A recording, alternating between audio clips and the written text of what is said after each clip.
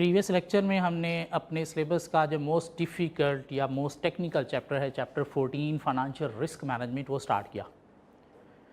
क्यों औखा चैप्टर हमने पहले स्टार्ट किया? क्योंकि माइंड अभी फ्रेश है, तो अभी चीज़ें जो है वो ज़्यादा अच्छी ऑब्जॉर्व हो जाएगी। और वैसे भी हमारा थ्रू आउट सेशन जो है वो एवरी वीक एक टेस्ट हुआ करेगा।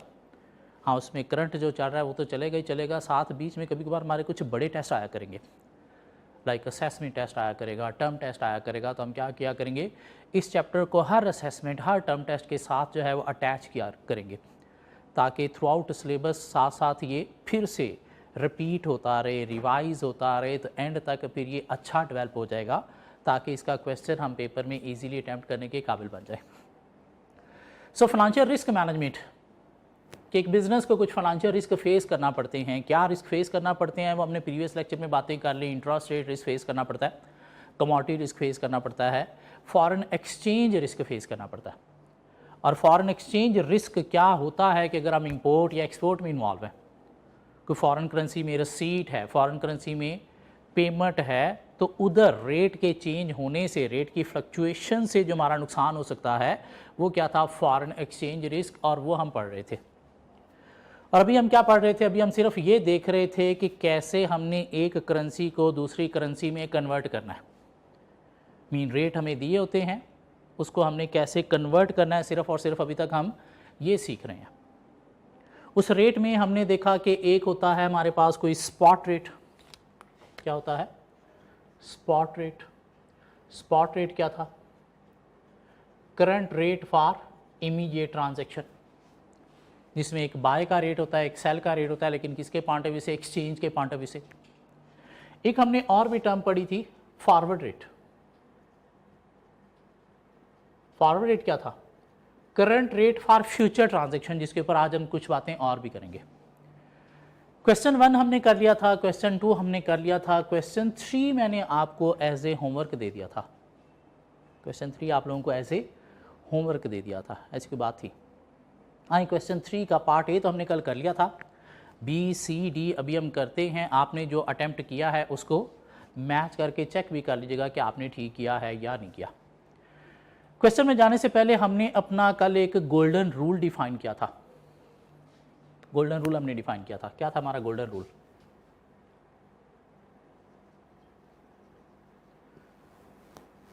गोल्डन रूल क्या था? पे more, receive less. Pay more, receive less. Mean foreign currency में अगर पेमेंट करनी है और दो रेट हमें दिए गए हैं, तो हम दोनों पे कैलकुलेशन क्या करेंगे, और जो बड़ी अमाउंट है वो हमारा आंसर हुआ करेगा पे मोर। और अगर फॉरेन करेंसी में हमें कोई रसीट हुई है तो हमने उसको अपनी करेंसी में कन्वर्ट करना है, तो हम दोनों रेट अगर दिए गए हैं तो दोनों पे कैलकुलेशन क्या करेंगे, और जो छोटी अमाउंट होगी वो हमारा आंसर हुआ करेगा। क्या कहला है? पे मोर, रिसीव लेस। पे मोर में फिर आगे हमने देखा था कि अगर तो केस हुआ मल्टीप्लाई का, कब मल्टीप्लाई का केस होगा, कब डिवाइड का केस होगा, ये भी हम देखेंगे। अगर तो केस हुआ मल्टीप्लाई का, तो हमने क्या करना है, हाई रेट से मल्टीप्लाई करना है पे मोर निकालने के लिए। और अगर केस है डिवीजन का, तो फिर हमने क्या करना है, लो रेट पे डिवाइड करना है पे मोर अमाउंट निकालने के लिए। उस तरह से रिसीव लेस में अगर हम देखें तो हम देखेंगे कि अगर तो केस है मल्टीप्लाई का, तो उसमें हमने क्या सॉरी अगर तो केस है मल्टीप्लाई का, सॉरी मल्टीप्लाई का ही, तो हमने क्या करना है, लो रेट पे मल्टीप्लाई करना है, जिससे रिसीव लेस निकलेगा। और अगर डिवीजन का केस है, और अगर डिवीजन का केस है, तो फिर हम क्या क्या करेंगे, हाई रेट से डिवाइड करेंगे तो रिसीव लेस निकलेगा। अदरवाइज इसमें जाने से बेहतर है कि हम क्या करेंगे, दोनों रेट पे कैलकुलेशन क्या करेंगे, देखेंगे पेमेंट है तो बड़ी अमाउंट जो है वो हमारा आंसर होगा, और अगर रसीट है तो छोटी अमाउंट हमारा आंसर होगा। इसके ऊपर आज थोड़ी सी बातें हम और भी करेंगे। सो क्वेश्चन 3 का पार्ट ए हमने कर लिया था। पार्ट बी की तरफ चलते हैं। करना क्या है आपको, calculate receipt or payment in each of the following independent cases. के आपने रसीट और पेमेंट निकालनी है। किस में निकालनी है? ऑब्वियसली जो आपकी लोकल करेंसी होगी उसी में निकालनी है। Part B, Saudi company Al Maja Limited intends to pay rupees 500,000 to Sapphire Limited against import of cloth. तो सऊदीया की एक कंपनी है अल माजा लिमिटेड, सऊदीया की करेंसी क्या है, सऊदी रियाल, जिसको SAR से डिनोट किया जाता है। उसने 500,000 सफ़ायर लिमिटेड को रुपीज़ पे करने हैं। तो पहले तो ये डिसाइड करना है कि आप कहाँ पे हो, आपका होम कंट्री क्या है। आइदर आपका होम कंट्री जो है वो पाकिस्तान है या आपका होम कंट्री जो है वो सऊदीया है। आपका होम कंट्री पाकिस्तान है या आपका होम कंट्री सऊदीया है। आपका होम कंट्री सऊदीया है, मीन आप कहाँ पे बैठे हो, सऊदीया में। पाकिस्तान से आपने क्या किया है, इंपोर्ट की है, मीन आपने 500,000 रुपीज़ पे करने। What will be the payment if exchange rate in SAR against each rupee is 1.45 to 1.42? तो आपने सऊदी रियाल में पेमेंट निकालनी है। अगर रेट ये हो कि 1 रुपये के अगेंस्ट सऊदी रियाल कितना है, 1.45, 1.42, तो हमने क्या निकालने हैं, सऊदी रियाल की पेमेंट निकालनी है। तो क्या करेंगे हम, part C, part B sorry, page को हम 2 हाफ में डिवाइड करेंगे। है क्या हमारे पास, पेमेंट है कितने की, ₹500,000 की, और हमने इसको कन्वर्ट करना है सऊदी रियाल में। तो क्या करेंगे, पेज को 2 हाफ में डिवाइड करेंगे। एक तरफ हमारे पास SAR है और एक तरफ हमारे पास रुपीज़ है। SAR है और हमारे पास रुपीज़ है। रेट क्या है, 1.45, 1.42, क्या कहला है, 1.45 against 1 rupee, 1.42 against 1 rupee. Rupees है हमारे पास कितने, 500,000, तो हमने Saudi riyal mean X Saudi riyal निकालना है। ये कितने हैं, 500,000, एक्स सऊदी रियाल निकालना है, और रुपीज़ कितना है हमारे पास, 500,000। और यहाँ से हम क्या करते थे, क्रॉस मल्टीप्लिकेशन। क्या कहती है cross multiplication, X is equal to 1.45 into 500,000। क्या कह रहा है, इधर से क्या आएगा, x is equal to 1.42 into 500,000। दोनों कैलकुलेशंस के आंसर दे दें प्लीज़ मुझे।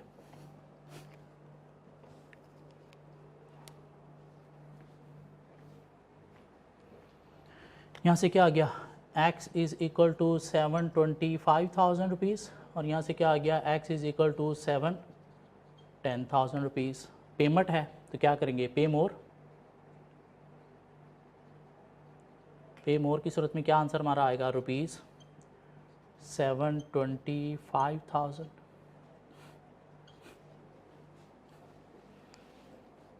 यही आंसर आया आपका, क्या ख्याल है, कहीं होम करेंसी पाकिस्तान रुपीज़ तो नहीं ले लिया आप लोगों ने।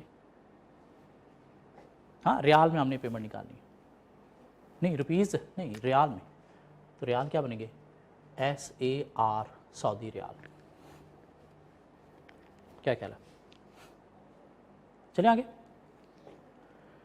Part C of the question, USA company purchase dates for Saudi riyal 30,000 from Saudi Arabia. USA की कंपनी ने परचेज की हैं डेट्स मीन खजूरें 30,000 रियाल की सऊदी अरेबिया से। दिस मीन होम कंट्री क्या है आपका, USA मीन जिसकी करेंसी क्या है, dollar. What will be the payment if exchange rate in Saudi Riyal against each dollar is 2.9, 2.25 mean $1 इतने रियाल के इक्वल है। तो आपने पेमेंट निकालनी है, मीन डॉलर में आपने पेमेंट निकालनी है। क्या ख्याल है, सो चले गए पार्ट सी में। पेमेंट है आपकी कितने की, SAR 30,000, जिसको हमने कन्वर्ट करना है किस में, डॉलर में। तो क्या किया हमने, पेज को 2 हाफ्स में डिवाइड किया। एक तरफ हमारे पास क्या है, डॉलर है, और दूसरी तरफ हमारे पास SAR सऊदी रियाल है। डॉलर है और SAR सऊदी रियाल है। $1 2.9, $1 2.9 सऊदी रियाल की इक्वल है, या $1 2.85 सऊदी रियाल की इक्वल है। हमारे पास सऊदी रियाल हैं कितने, 30,000, और एक्स हमने डॉलर फाइंड करना है। एक्स हमने डॉलर फाइंड करना है, और सऊदी रियाल है कितने, 30,000, और क्रॉस मल्टीप्लिकेशन हमारी क्या कह रही है, 2.9x is equal to 30,000. So x is equal to what? 30,000 divided by 2.9. X is equal to what? X is equal to what? 30,000 divided by 2.9. 30,000 divided by 2.9. 10345. 10345. और इधर से भी क्या आ जाएगा उस तरह से x is equal to 30,000 divided by 2.85. Direct कर लिया मैंने. अब यहाँ से x दिखाइएगा मुझे ज़रा क्या बन रहा है. 105 10526 10526.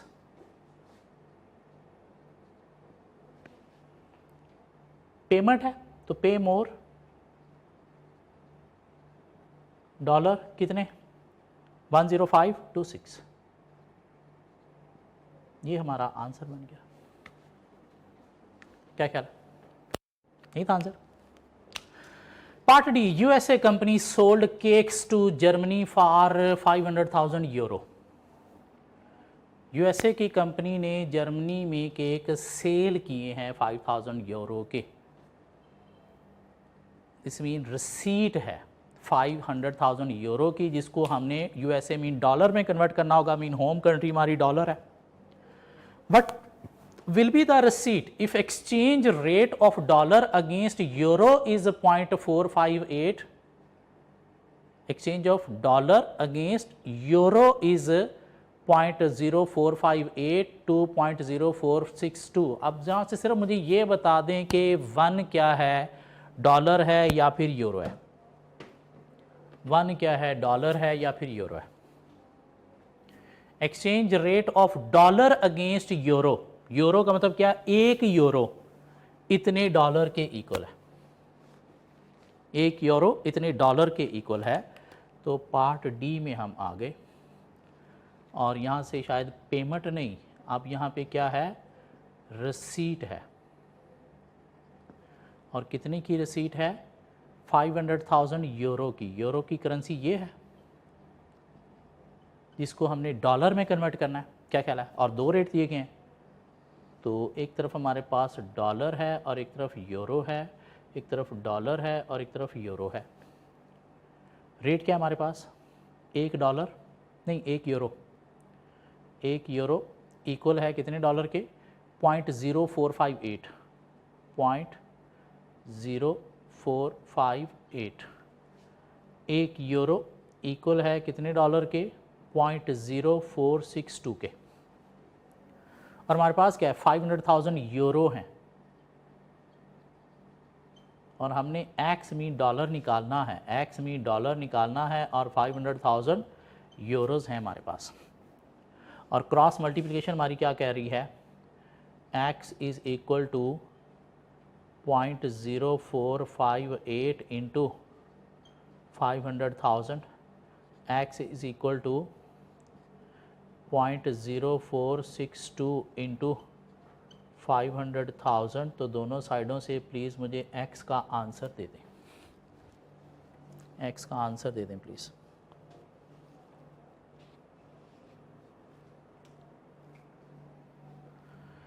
ये क्या है?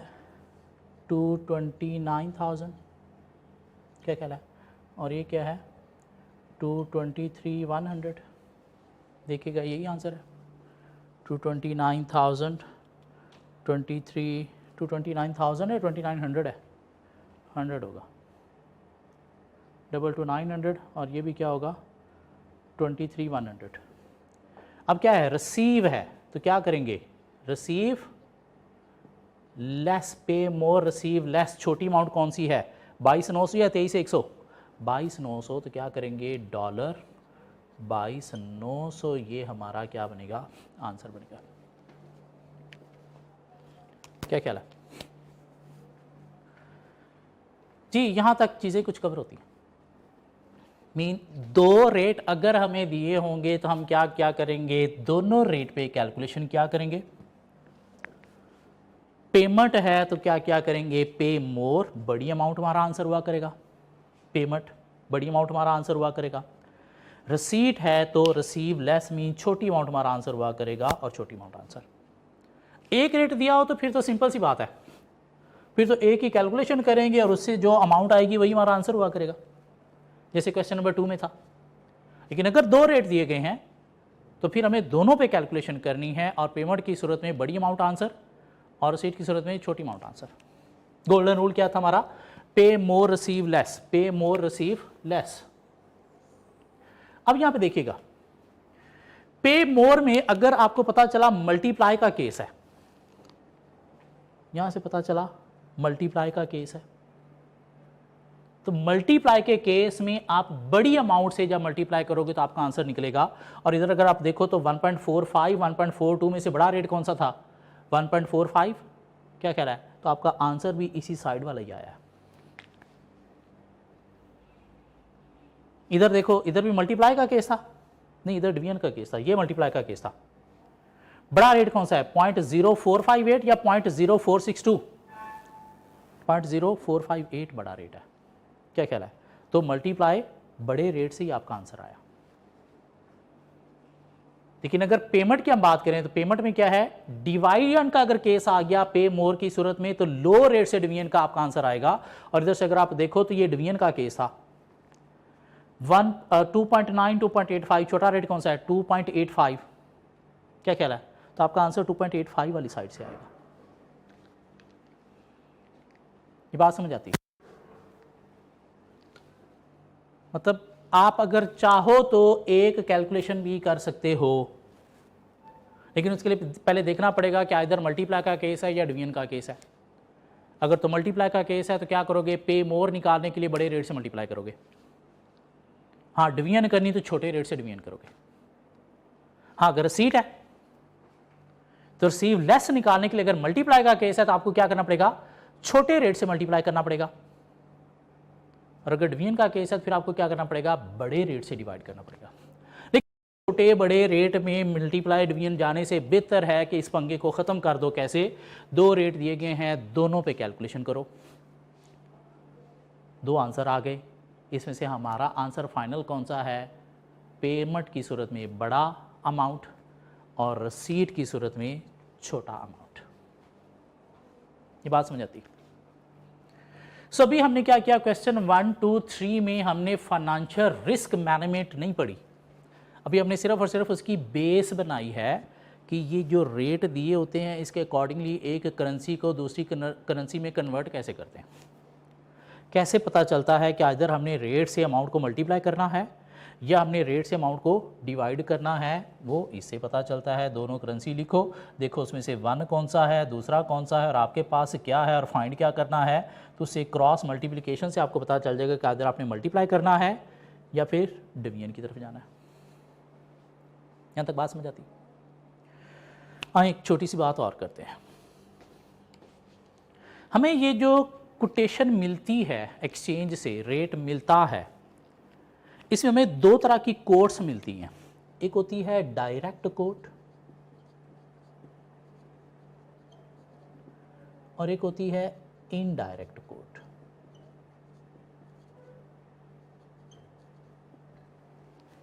एक होती है डायरेक्ट कोट और एक होती है इनडायरेक्ट कोट। डायरेक्ट कोट क्या है? Suppose ₹240 against $1।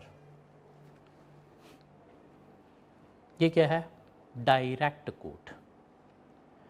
इस डायरेक्ट कोट में क्या होता है कि बेस जो है, बेस क्या होती है? ये जो चीज डिवीजन में नीचे आ रही है डिनोमिनेटर, इसको क्या बोलते हैं? बेस। नॉमिनेटर नहीं, डिनोमिनेटर जो है वो होती है बेस। इसमें बेस जो है वो क्या होगी? Foreign currency. बेस क्या होगी? Foreign currency. और जब base foreign currency mean foreign currency 1 है, उसके अगेंस्ट आपकी करेंसी कुछ नंबर में है, तो इस यहां पे जो केस आएगा वो आएगा ऑलवेज मल्टीप्लाई का।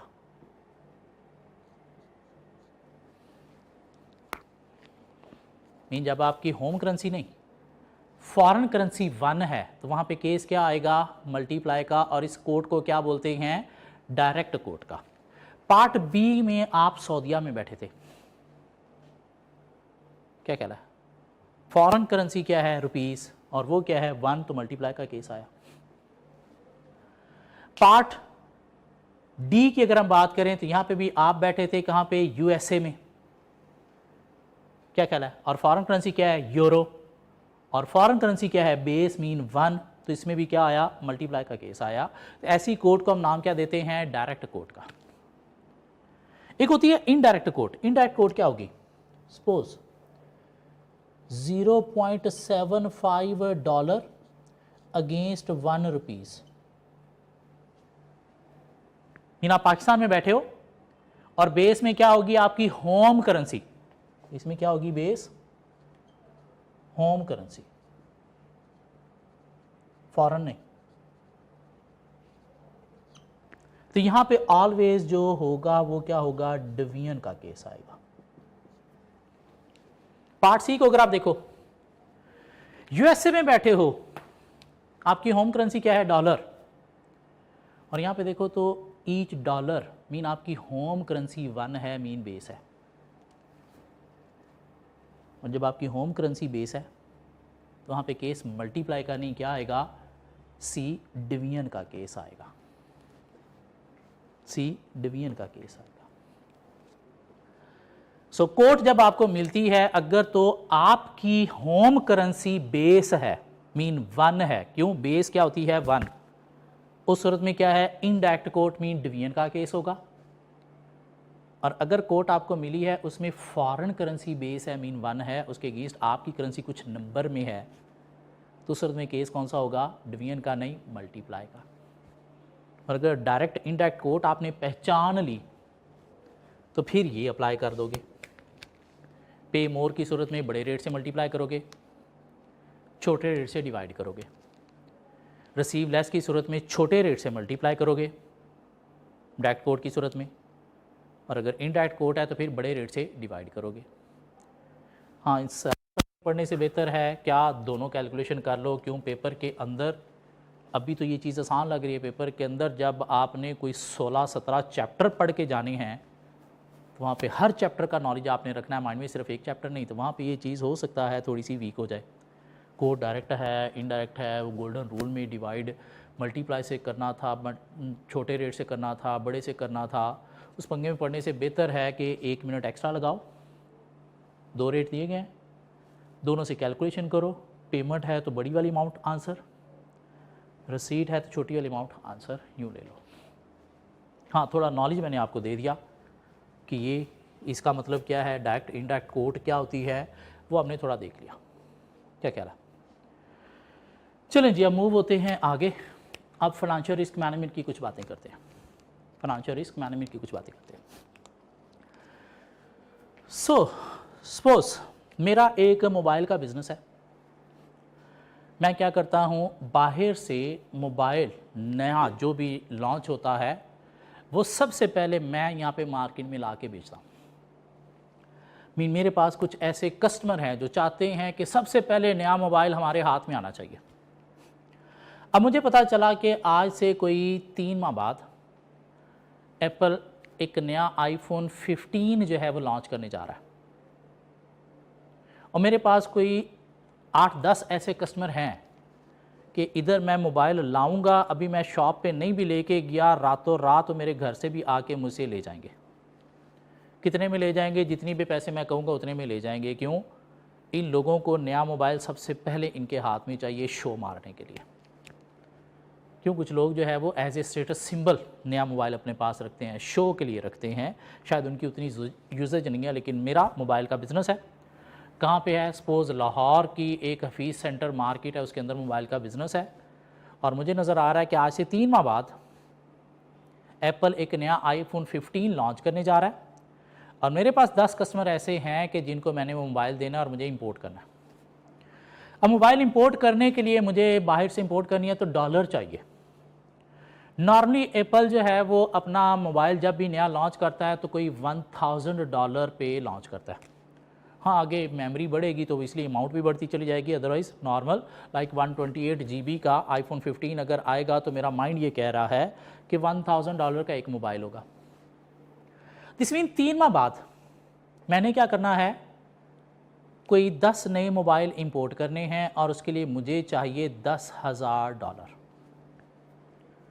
दिस मीन आफ्टर 3 मंथ्स मेरी $10,000 की क्या है, फॉरेन करेंसी की पेमेंट है। आफ्टर 3 मंथ्स मेरी फॉरेन करेंसी की पेमेंट है। लेकिन आजकल अगर मैं डॉलर का रेट देखूं तो दिन ब दिन बढ़ता बढ़ता बढ़ता चला जा रहा है। आज 240 है, हो सकता है 3 माह बाद 300 क्रॉस कर जाए। क्या ख्याल है? तो मैंने सोचा कुछ ऐसा करना चाहिए कि ये डॉलर का जो बढ़ता हुआ रेट है, ऐसे मैं किस तरह से मैनेज करूं। बैंक के पास जब आप जाएं या एक्सचेंज के पास जाएं रेट लेने, तो हमें 2 तरह के रेट देते हैं ना वो। एक स्पॉट रेट, मीन अभी अगर आपने फॉरेन करेंसी खरीदनी है तो इस रेट पे खरीदोगे। एक फॉरवर्ड रेट भी, मीन फ्यूचर में अगर खरीदनी है तो फिर भी बैंक आपको रेट देता है। मैं गया बैंक के पास, बैंक मुझे 3 माह बाद तुझसे $10,000 खरीदने हैं, क्यों, मैंने 10,000 की पेमेंट करनी है। आज रेट मुझे पता है 240 है, लेकिन 3 माह बाद रेट पता नहीं क्या होगा, 300 हो जाए, कुछ भी हो जाए। तो मैं चाहता हूं कि तू 3 माह बाद जो मैंने तुझसे $10,000 लेने हैं उसका रेट आज मेरे साथ फिक्स कर ले। बैंक ने कहा चलो ठीक है, हमारे पास स्पॉट रेट भी है, फॉरवर्ड रेट भी है, mean current rate for future transaction भी है। बैंक ने कहा देखो भाई 240 का डॉलर अभी चल रहा है, 3 माह बाद ठीक है मैं तुझे $10,000 दूंगा, लेकिन मैं रेट चार्ज करूंगा तुझसे कितना, 270 पर डॉलर। देख लो, दिमाग मानता है तो बुक कर लो, नहीं मानता तो रहने दो। और मुझे नज़र आ रहा है इस तरह से डॉलर चल रहा है एवरी डे, समटाइम एक दिन में 8-9 रुपये भी ऊपर चला जाता है, और डॉलर नीचे आने के कोई चांस नज़र नहीं आ रहे। क्यों? इकोनॉमिकली हालात इतने अच्छे नहीं हैं, आने वाले 2-3 माह में भी कि अच्छे हो जाएं और उससे डॉलर नीचे आ जाए। नहीं, नीचे नहीं आना, ऊपर ही जाना है। क्यों? डॉलर हमने पढ़ा प्रीवियस लेक्चर में कि डिमांड और सप्लाई की फोर्सेस से चेंज होता है, और डॉलर की डिमांड ज़्यादा है। क्यों? इंपोर्टेड गुड्स यूज़ करना पड़ रही हैं, और वैसे भी अगर इधर सैलाब की वजह से भी अगर कुछ फसलें तबाह हुई हैं तो उस वजह से क्या होना है, चीज़ें बाहर से इंपोर्ट तो करना पड़नी है। एक्सपोर्ट करने के लिए पाकिस्तान के अंदर ऐसा इंडस्ट्री इतनी स्टेबल इस वक्त नहीं है कि एक्सपोर्ट बढ़ के डॉलर को नीचे लाया जा सके, ऐसा नहीं है। तो मैंने सोचा हाँ 240 अब है, 270 में एग्री कर रहा है। क्यों? 3 माह बाद मुझे तो लग रहा है शायद 300 से भी ऊपर जा सकता है। तो मैंने बैंक से एग्री कर लिया कि ठीक है 3 माह बाद मैं तुझसे क्या करूँगा, $10,000 270 के रेट से बाय करूँगा। ये जो मैंने बैंक के साथ आज एक एग्रीमेंट किया है, इसे नाम दिया जाता है फॉरवर्ड एग्रीमेंट का। फॉरवर्ड एग्रीमेंट या फॉरवर्ड कॉन्ट्रैक्ट, जिसकी टर्म्स जो हैं वो फिक्स होती हैं। इसकी टर्म्स क्या होती हैं? फिक्स्ड होती हैं। और टर्म्स में है क्या? क्वांटिटी मैंने फिक्स कर ली, कितनी? $10,000। क्या कहला? रेट मैंने फिक्स कर लिया, कितना? 270 पर डॉलर। और टाइम टेन्योर वो मैंने जो है वो फिक्स कर लिया, कितना है? 3 मंथ्स। सो ये जो मैंने टर्म्स फिक्स कर ली हैं, क्वांटिटी भी, रेट भी, टेन्योर भी, इस एग्रीमेंट को नाम क्या दिया जाता है? फॉरवर्ड एग्रीमेंट या फिर फॉरवर्ड कॉन्ट्रैक्ट का। अब 3 माह बाद मैंने क्या करना है, इस एग्रीमेंट के अकॉर्डिंगली मैं भी बाउंड हूं, बैंक भी बाउंड है। बैंक ने मुझे इतने डॉलर देने हैं 10,000 इस रेट पे, मैंने बैंक को $10,000 इस रेट पे पेमेंट करके $10,000 लेना है। कब? 3 माह बाद। उस वक्त डॉलर का रेट जो मर्जी हो, मैं भी बाउंड हूं, बैंक भी बाउंड है। ये जो हमने कॉन्ट्रैक्ट कर लिया, फ्यूचर में डॉलर खरीदने का रेट आज डिसाइड कर लिया, जिसकी टर्म्स फिक्स हैं, जिसके अकॉर्डिंग दोनों पार्टीज बाउंड हैं, उसे क्या नाम दिएगा? फॉरवर्ड एग्रीमेंट या फिर फॉरवर्ड कॉन्ट्रैक्ट। अब 3 माह बाद क्या हुआ? डॉलर का रेट जो है वो हो गया 300। मैं क्या करूंगा? सुबह सुबह उठते ही सीधा बैंक जाऊंगा। अभी बैंक 9 बजे खुलना है, मैं वहाँ पे 8 बजे पहुँच जाऊँगा कि आज मैंने 270 के अकॉर्डिंगली डॉलर लेके जाने हैं। बैंक वाला थोड़ा सा लेट हो गया, मैं से कॉल करूँगा, भाई तूने मेरे साथ एक कॉन्ट्रैक्ट किया था ना, 3 माह बाद तूने मुझे डॉलर देने थे 270 के अकॉर्डिंगली, तो आजा मैं आया बैठा हूँ। और बैंक बाउंड है कि वो बेशक रेट उस वक्त मार्केट में 300 चल रहा है, बैंक आपको 270 के अकॉर्डिंगली ही $10,000 देगा। क्यों? दोनों पार्टीज बाउंड है। हाँ, अगर 3 माह बाद रेट जो है वो हो गया 230 पर डॉलर, कितना? 230। आपने कितना कॉन्ट्रैक्ट किया हुआ है? 270 का। तो आपको फिर भी बैंक से 270 के अकॉर्डिंगली डॉलर बाय करना पड़ेंगे। अब क्या होगा? रेट कम हो गया, अब आप बैंक नहीं जाओगे। क्या कहना? बैंक वाला फ़ोन करेगा, आप फ़ोन नहीं सुनोगे। क्यों? कॉन्ट्रैक्ट था 3 माह का, तो उन्होंने 3 माह बाद आपको कॉन्ट्रैक्ट करना है, भाई ये कॉन्ट्रैक्ट के अकॉर्डिंगली आओ, इसको एग्जीक्यूट करें, डॉलर लो। लेकिन आप चूँकि मार्केट में रेट कम है तो आप नहीं लोगे। वो फ़ोन करेगा, आप फ़ोन नहीं सुनोगे। वो नंबर बदल के कॉल करेगा, आप फ़ोन सुनोगे। वो कहेगा जानी आजा, उस दिन तो तू बड़ा सुबह सुबह आ गया था, आप भी आ। आप कहोगे नहीं, वो मैं इस तरह के हराम कामों में नहीं पड़ता, मैंने मौलवी साहब से डिस्कस किया है कि ये काम हराम है, इस तरह का काम नहीं करना चाहिए। कोई कहा नहीं, हमने एक कॉन्ट्रैक्ट किया है, लास्ट टाइम भी किया था, लास्ट टाइम रेट ज़्यादा था तो सुबह सुबह पहुंच गया था, तो आज भी तुझे ये डॉलर लेना पड़ेंगे। तो आप इस कॉन्ट्रैक्ट के अकॉर्डिंगली बाउंड हो कि 3 माह बाद बैंक भी बाउंड है, उसने इस रेट पे आपको डॉलर देने हैं जो भी एग्री हुए, जिस टाइम पीरियड पे एग्री हुए। आप भी बाउंड हो, आपको भी वो डॉलर लेने हैं। मीन दोनों पार्टीज इसमें से इधर उधर नहीं जा सकती, दोनों पार्टीज बाउंड है। अब 3 माह बाद आपने क्या किया जी? डॉलर लिए 10,000। किस लिए? 10 एप्पल आईफोन लेने के लिए। क्यों? कस्टमर की डिमांड आपने पूरी करनी है या बेचनी है प्रॉफिट पे। अब क्या हुआ कि 3 माह बाद जब एप्पल आईफोन लॉन्च हुआ तो एप्पल कंपनी ने फ़ोन जो है वो लॉन्च कर दिया, कितने का? $800 का। क्यों? उन्होंने देखा कि हमारा प्रीवियस आईफोन 13 या 14 इतना ज़्यादा नहीं चला। क्यों? उसके अंदर कुछ नयापन नहीं था। जैसे हमारी मार्केट काफ़ी डाउन चली गई, कस्टमर काफ़ी लूज़ हो गया, तो उन्होंने अपना मार्केट शेयर कैप्चर करने के लिए फ़ोन $1,000 के बजाय सस्ता थोड़ा सा $800 पे लॉन्च कर दिया। तब 10 फ़ोन लेने के लिए क्या आपको $10,000 चाहिए? नहीं, अब आपको चाहिए कितने? $8,000। तो आप क्या बैंक को क्या कहोगे कि यार 10,000 नहीं, मुझे 8,000 दे दे? बैंक कहेगा नहीं, हमारा जो एग्रीमेंट है उसकी क्वांटिटी भी फिक्स है, उसका रेट भी फिक्स है, उसका टेन्योर भी फिक्स्ड है। बेशक आपकी रिक्वायरमेंट 10,000 नहीं है, लेकिन आपको 10,000 लेना पड़ेंगे। हाँ, आपकी रिक्वायरमेंट $8,000 है। क्यों? 10 फ़ोन 8,000 में आ जाएंगे, तो बाकी 2,000 क्या है? Surplus dollar. ये 2,000 क्या है? सरप्लस, मीन इजाफी डॉलर। तो आपको क्या करना पड़ेगा? उस वक्त का जो स्पॉट रेट मार्केट में चल रहा है वहां पे बेच दो। बैंक से आपको 10,000 ही मिलेंगे, ना इससे ज्यादा ना इससे कम। अगर आप बैंक को कहोगे नहीं 10,000 नहीं यार, मुझे 12,000 दे दे, तो बैंक कहेगा नहीं, 10,000 तो इस रेट के अकॉर्डिंगली, बाकी 2,000 जो हैं वो जो करंट स्पॉट रेट चल रहा है उसके अकॉर्डिंगली ले लो। मीन ये ऐसा कॉन्ट्रैक्ट है जिसकी क्वांटिटी भी फिक्स है, जिसका रेट भी फिक्स है और टेन्योर भी फिक्स है। ना उससे पहले ना उसके बाद, उसी डेट पे उसी रेट पे उतनी ही क्वांटिटी आपको मिलेगी। उससे कम आपकी रिक्वायरमेंट है तो कम नहीं, पूरी मिलेगी। आपको पूरी लेके जो सरप्लस डॉलर मार्केट में स्पॉट पे बेचना पड़ेंगे। अगर आपकी रिक्वायरमेंट ज़्यादा है तो आपको क्या करना पड़ेगा? इजाफी डॉलर मार्केट में स्पॉट रेट पे ख़रीदना पड़ेंगे। ये बात समझ आती कुछ? क्या ख्याल है? सो फॉरवर्ड एग्रीमेंट बेसिकली है क्या? एक हेजिंग इंस्ट्रूमेंट है। फॉरवर्ड एग्रीमेंट क्या है? हेजिंग इंस्ट्रूमेंट है। Hedging instrument mean financial risk को मैनेज करने के लिए हम कुछ टेक्निक्स, कुछ वेज, कुछ टूल्स यूज करते हैं। उन वेज, टेक्निक्स या टूल्स को हेजिंग इंस्ट्रूमेंट्स का नाम दिया जाता है।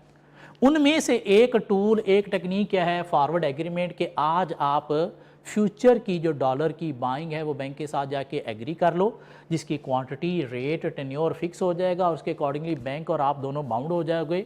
उस वक्त रेट फ्यूचर में जो मर्जी हो, आप इस कॉन्ट्रैक्ट के अकॉर्डिंगली ही डॉलर करोगे। सिर्फ बाय करने का नहीं, सेल करने का कॉन्ट्रैक्ट भी हो सकता है। आपने आज एक्सपोर्ट की, जिसकी आपको फ्यूचर में सपोज 3 माह बाद रसीट होनी है, और आज आपको नज़र आ रहा है कि डॉलर का रेट अच्छा है, फ्यूचर में कहीं कम ना हो जाए, तो आज आप बैंक के साथ ये भी जाके फॉरवर्ड एग्रीमेंट कर सकते हो कि 3 माह बाद मैं तुझे $10,000 सेल करूँगा, लेकिन रेट मेरे साथ आज फिक्स कर ले। हाँ, उस वक्त 3 माह बाद जो भी रेट होगा मार्केट में आप इसी कॉन्ट्रैक्ट के अकॉर्डिंगली ही सेल करोगे। क्या ख्याल है? तो ये हेजिंग इंस्ट्रूमेंट का एक टूल हमने पढ़ा, इस तरह के 1-2 टूल और हैं जो हम नेक्स्ट लेक्चर्स में पढ़ेंगे। और ये क्या है? Financial risk management. Mean financial risk को मैनेज करने के लिए हम क्या यूज़ करते हैं? Hedging instrument. उन हेजिंग इंस्ट्रूमेंट्स में से एक इंस्ट्रूमेंट हमने पढ़ा है आज क्या? Forward agreement. मीन बैंक के साथ जाके एक एग्रीमेंट कर लिया फ्यूचर की डॉलर ख़रीदने का या डॉलर बेचने का, जिसकी क्वांटिटी, जिसका रेट, जिसका टेन्योर आज फिक्स कर लिया और दोनों पार्टीज उसके अकॉर्डिंगली बाउंड होकर चलेंगी। आइए अब एक क्वेश्चन की तरफ चलते हैं। फॉरवर्ड का एक अच्छा सा क्वेश्चन देखते हैं।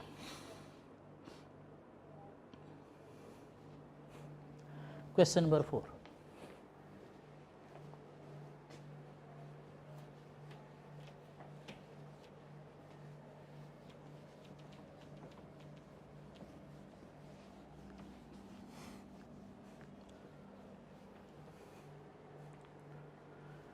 जी क्वेश्चन नंबर 4 देखिएगा, हमारी बुक का चैप्टर 14 क्वेश्चन नंबर 4 क्या कहता है? Calculate the net transaction cost of this import in PKR to Apple Limited. आपने PKR में कॉस्ट इस ट्रांजैक्शन की कैलकुलेट करनी है, net cost. Apple Limited has purchased a lot of refurbished laptop at the cost of $850,000 from California. So Apple Limited एक organization है जो $850,000 के रिफर्बिश्ड लैपटॉप ख़रीद चुके हैं, हैज़ परचेज्ड। कहाँ से? कैलिफोर्निया से। It needs to be paid after 90 days, जिसकी पेमेंट 90 डेज बाद करनी है। मीन आफ्टर 3 मंथ्स क्या है? $850,000 की पेमेंट है। मीन आपने लैपटॉप ख़रीदे हैं और 3 माह बाद आपने $850,000 की पेमेंट करनी है, जैसे आपने 3 माह बाद $10,000 पे करने थे। Okay. The company enters into a forward contract to cover foreign exchange risk. और आप फॉरेन कॉन्ट्रैक्ट में एंटर हो गए, फॉरवर्ड कॉन्ट्रैक्ट में एंटर हो गए फॉरेन एक्सचेंज रिस्क को मैनेज करने के लिए। And 3 months forward course rates quoted by the bank are PKR 156 to 158 पर $, और आपको रेट 3 मंथ्स के फॉरवर्ड का ये मिला है 156 to 158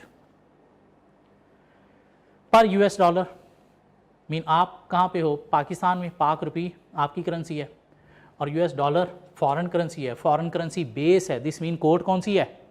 डायरेक्ट कोड है, डायरेक्ट कोड है, फॉरेन करेंसी बेस है। दिस मीन मल्टीप्लाई का केस है। पेमेंट करनी है पे मोर, तो पे मोर के लिए आप किस रेट से मल्टीप्लाई करोगे? बड़े रेट से मल्टीप्लाई करोगे, 158 से। नहीं, इस पंगे में नहीं पढ़ना, दोनों से कैलकुलेशन करके बड़ी अमाउंट ले लेना। क्या कह रहा? Subsequently, due to some technical reason, the size of consignment received was just 60% of the contract size. हाँ, कुछ टेक्निकल रीज़न की सूरत में आपको जो कंसाइनमेंट मिली वो 60% मिली, पूरी 850,000 की नहीं मिली। दिस मीन आपको कितनी 850,000 अगर टोटल है तो आपको जो कंसाइनमेंट मिली है वो 60%। मुझे ज़रा 60% निकाल के दे सकते हो कितना बनेगा? क्या कह रहा है? 850 है तो इसका 60% 510,000 की आपको कंसाइनमेंट मिली। मीन आपने इतने मिली देने हैं, 850 नहीं देने, लेकिन जो फॉरवर्ड कॉन्ट्रैक्ट आपने किया वो शायद 850 का आप कर बैठे। तो इन दोनों के बीच में जो डिफरेंस है वो कितना होगा? 850 और 510 के बीच में डिफरेंस कितना होगा? 340,000 का। क्या कह रहा है? ये 340,000 क्या होंगे? सरप्लस डॉलर जो आप कॉन्ट्रैक्ट कर बैठे। क्यों? बैंक से आपने 850 का कॉन्ट्रैक्ट किया है इस रेट पे, तो आपको 850 के अकॉर्डिंगली ही बाय करना है डॉलर, लेकिन आपकी रिक्वायरमेंट अब कितनी है? 510। क्यों? आपको कंसाइनमेंट 60% मिली, तो आपने पेमेंट भी उतनी करनी है। तो 340 क्या होंगे? सरप्लस डॉलर जो आप क्या करोगे इस वक्त के स्पॉट रेट पे मार्केट में बेचोगे। The actual spot exchange rate at the date of payment is as follows PKR 157.2 to 159.1 पर $, स्पॉट रेट ये चल रहा है। इसमें बेचने के लिए रिसीव लेस, और रिसीव लेस के लिए मल्टीप्लाई का केस है। क्यों? बेस फॉरेन करेंसी है तो आप इससे मल्टीप्लाई करोगे छोटे रेट से। Due to the change in payment amount Apple Limited closes out the forward contract partially. तो आपको क्या करना पड़ा, फॉरवर्ड कॉन्ट्रैक्ट जो है वो पार्शली क्लोज करना पड़ा। Calculate the net transaction cost of this import in PKR to Apple Limited, और आपने नेट ट्रांजैक्शन कॉस्ट निकालनी है। ज़रा ट्राई करेंगे खुद से, एक दफ़ा खुद से ट्राई करें, फिर मिलके कर लेते हैं।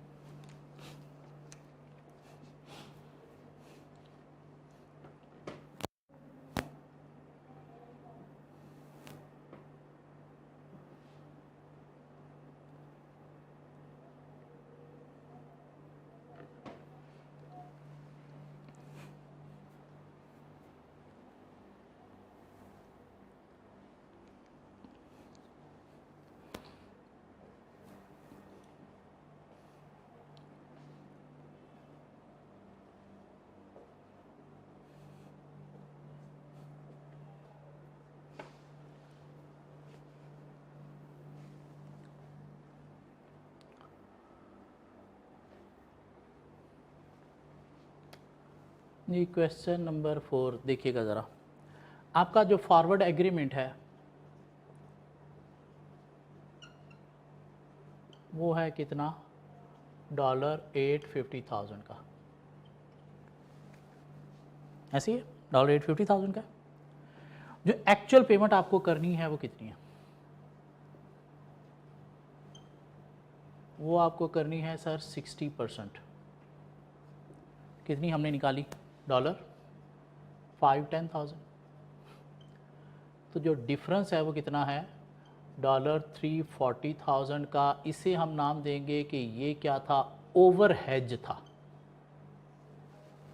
मीन आपने हेजिंग इंस्ट्रूमेंट यूज़ किया ना, फॉरवर्ड कॉन्ट्रैक्ट कितने का, 850 का। तो आपकी रिक्वायरमेंट से ऊपर जो आपने किया वो क्या है, सरप्लस डॉलर। वो जो सरप्लस है उसे हम क्या नाम देंगे, ओवर हेज का। मीन इतने से आपने ओवर हेज कर लिया, क्या कहना। तो ये हम क्या करेंगे, स्पॉट पे मार्केट में इतने बेच देंगे। अब हमारी जो एक्चुअल पेमेंट है उसको हमने रुपीज़ में कन्वर्ट करना है। एक्चुअल पेमेंट हमारी है कितनी सर, एक्चुअल पेमेंट हमारी कितनी है, 510 या 850 की। बैंक को कितना पे करना आपने, 850 ना, क्या कह रहा है। सो 850,000 रेट किससे मल्टीप्लाई करोगे, मल्टीप्लाई का केस है, क्यों, डायरेक्ट कोट है। डायरेक्ट कोट कैसे है सर, बेस फॉरेन करेंसी है तो पेमेंट है, पे मोर के लिए क्या करोगे, हाई रेट से, या दोनों रेट से कैलकुलेशन करके फिर देख लेना, जो बड़ी अमाउंट हो वो आप आंसर में ले लेना। यहाँ से मैं हाई अमाउंट से मल्टीप्लाई करने जा रहा हूँ, और हायर अमाउंट क्या है, 158 फॉरवर्ड का, 3 मंथ्स फॉरवर्ड, क्या कह रहा है। यहाँ से मुझे ज़रा अमाउंट बताएंगे कितनी बनती है, कितनी, 1343,000,000 रुपीज़, क्या कहला है। जो सरप्लस है वो आप क्या करोगे, मार्केट में बेच दोगे। कितने का सरप्लस है, कितना, $340,000। किस रेट पे बेचोगे, जब बेचने जाओगे तो क्या करोगे, रिसीव लेस के लिए मल्टीप्लाई करोगे किससे, छोटे रेट से, और छोटा रेट क्या है, 157.2, क्या कह रहा है, स्पॉट रेट पे बेचोगे ना। बैंक से आपने फॉरवर्ड इस रेट पे किया था तो बैंक से आप इसी रेट पे खरीदोगे, लेकिन जो एक्स्ट्रा आपके पास है उस वक्त के रेट पे बेचोगे। उस वक्त का रेट कौन सा होगा, फॉरवर्ड नहीं, स्पॉट रेट। तो स्पॉट रेट को यूज़ करोगे। 157.2 से आपने क्या किया जी, सरप्लस बेचा। मुझे ज़रा वो अमाउंट बता दें कितनी है, 5,448,000, क्या कहला। तो आपके पास जो नेट पेमेंट आपकी बनी वो कितनी बनी, नेट कॉस्ट जो आपको पड़ी इस ट्रांजैक्शन की वो कितनी पड़ी, इसमें से माइनस कर दें, 80,852,000। यही आपसे रिक्वायर किया गया था। Calculate the net transaction cost of this import in PKR, और ये क्या है, PKR मीन पाक रुपये। दोबारा से देखें, आपने बैंक से फॉरवर्ड एग्रीमेंट किया, 850,000 की 3 मंथ्स बाद पेमेंट थी, तो आपने इस रेट के अकॉर्डिंगली 3 मंथ्स का फॉरवर्ड कर लिया, और इसलिए पेमेंट है तो मल्टीप्लाई का केस कैसे, डायरेक्ट कोट है, क्यों, फॉरेन करेंसी बेस है, तो मल्टीप्लाई करोगे 158 से, तो इतना आपका जो है वो क्या है, एक्चुअल बैंक को आपने पेमेंट की। आपकी जो रिक्वायरमेंट कितनी है, $850,000 पे करना नहीं, उसका 60% मीन $510 पे करना। तो बाकी 340 आपके पास क्या है, सरप्लस, जिसे आपने ओवर हेज कर लिया था। तो अब आप अपने पास नहीं रखोगे, उसे आप क्या करोगे, मार्केट में बेचोगे। और जब बेचोगे तो किस रेट पे बेचोगे, स्पॉट रेट पे बेचोगे। स्पॉट रेट पे बेच रहे हो, डॉलर बेच रहे हो, तो रिसीव लेस। तो रिसीव लेस मल्टीप्लाई के केस में क्या होगा, छोटे रेट से मल्टीप्लाई करने से। तो इतनी आपको नेट कॉस्ट पड़ी। अब एग्जामिनर आपको ये भी कह सकते हैं कि आप हमें ये बताएं कि इस कॉस्ट की आपको इफेक्टिव रेट क्या पड़ा। तो इफेक्टिव रेट भी हम निकाल सकते हैं। कैसे? इफेक्टिव रेट कि हमने जो है वो नेट कॉस्ट आई कितनी, 80,852,000। कितने डॉलर की पेमेंट हमने की, 510 की। क्या ख्याल है? तो इफेक्टिव रेट जो आपको पड़ा वो कितना पड़ा, बताइएगा ज़रा। 158.5 पर डॉलर। क्या ख्याल है? 158.5। बेशक आपने फॉरवर्ड एग्रीमेंट इस पे किया था, लेकिन इस ट्रांजैक्शन का जो आपको रेट चार्ज हुआ है, क्यों थोड़ा सा आपको नुकसान हुआ ना वहाँ पे, जो सरप्लस डॉलर आपने स्पॉट पे बेचे उससे, तो आपको इफेक्टिवली रेट पड़ा कितना, 158.5। ये इसकी रिक्वायरमेंट नहीं थी। हमारा आंसर यहाँ तक पूरा हो चुका था जी। यहाँ तक कुछ चीज़ें समझ आती हों, कैसे करेंसी को कन्वर्ट करना है। और फाइनेंशियल रिस्क मैनेजमेंट में हमने अभी तक एक टूल पढ़ा है, फॉरवर्ड एग्रीमेंट, और उसका हमने एक छोटा सा क्वेश्चन देखा है। बाकी कुछ और टूल्स हैं जो हमने नेक्स्ट लेक्चर में पढ़ने हैं, और उसके बाद आगे उनकी कैलकुलेशन पे भी चलेंगे। अब एक छोटा सा टॉपिक हम कवर करने जा रहे हैं, factors affecting.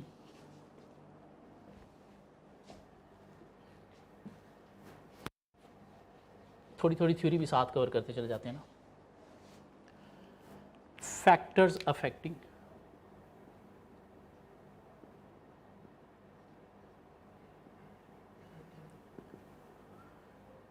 Foreign exchange rate.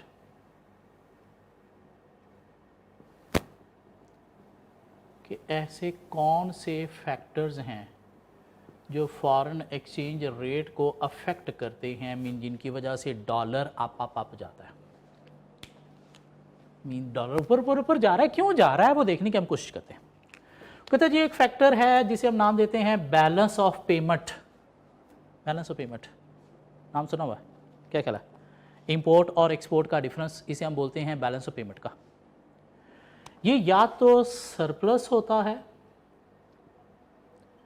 या फिर डेफिसिट होता है। सरप्लस कब होता है? जब हमारी एक्सपोर्ट और इंपोर्ट का जो डिफरेंस है, mean balance of payment surplus होता है जब हमारी इंपोर्ट जो है वो क्या है, कम है, और हमारी जो एक्सपोर्ट हैं वो क्या है, ज़्यादा है। जब हमारी इंपोर्ट जो है वो कम है और एक्सपोर्ट जो है वो ज़्यादा है, तो बैलेंस पेमेंट होगा सरप्लस। डेफिसिट कब होता है? जब हमारी इंपोर्ट ज़्यादा है और हमारी एक्सपोर्ट जो है वो क्या है, कम है। बैलेंस पेमेंट सरप्लस का मतलब क्या है कि हमारी इंपोर्ट कम, एक्सपोर्ट ज़्यादा, मीन हमने बाहर चीज़ें भेजी ज़्यादा, बाहर से मंगवाई कम।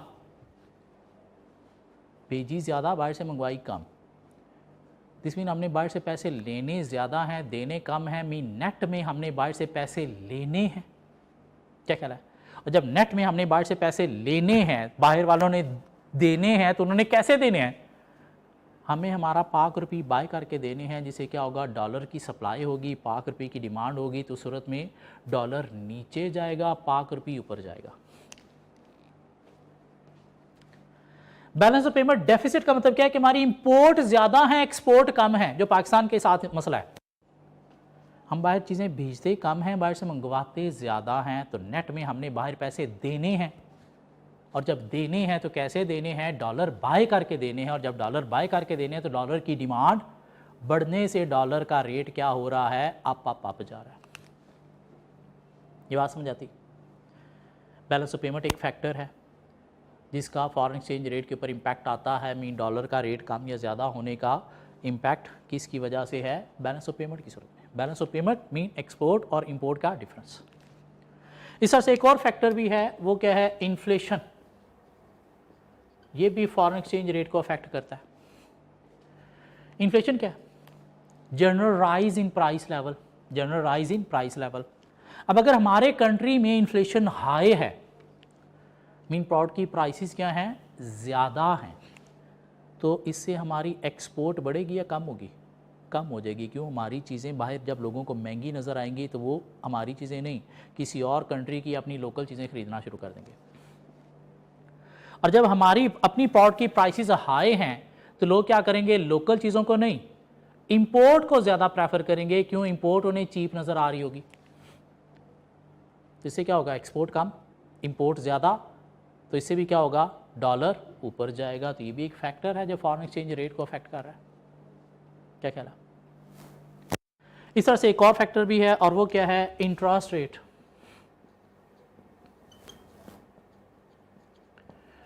इंटरेस्ट रेट एक फैक्टर है जो क्या करता है, फॉरेन एक्सचेंज रेट को अफेक्ट करता है, मीन डॉलर को अप या डाउन करता है।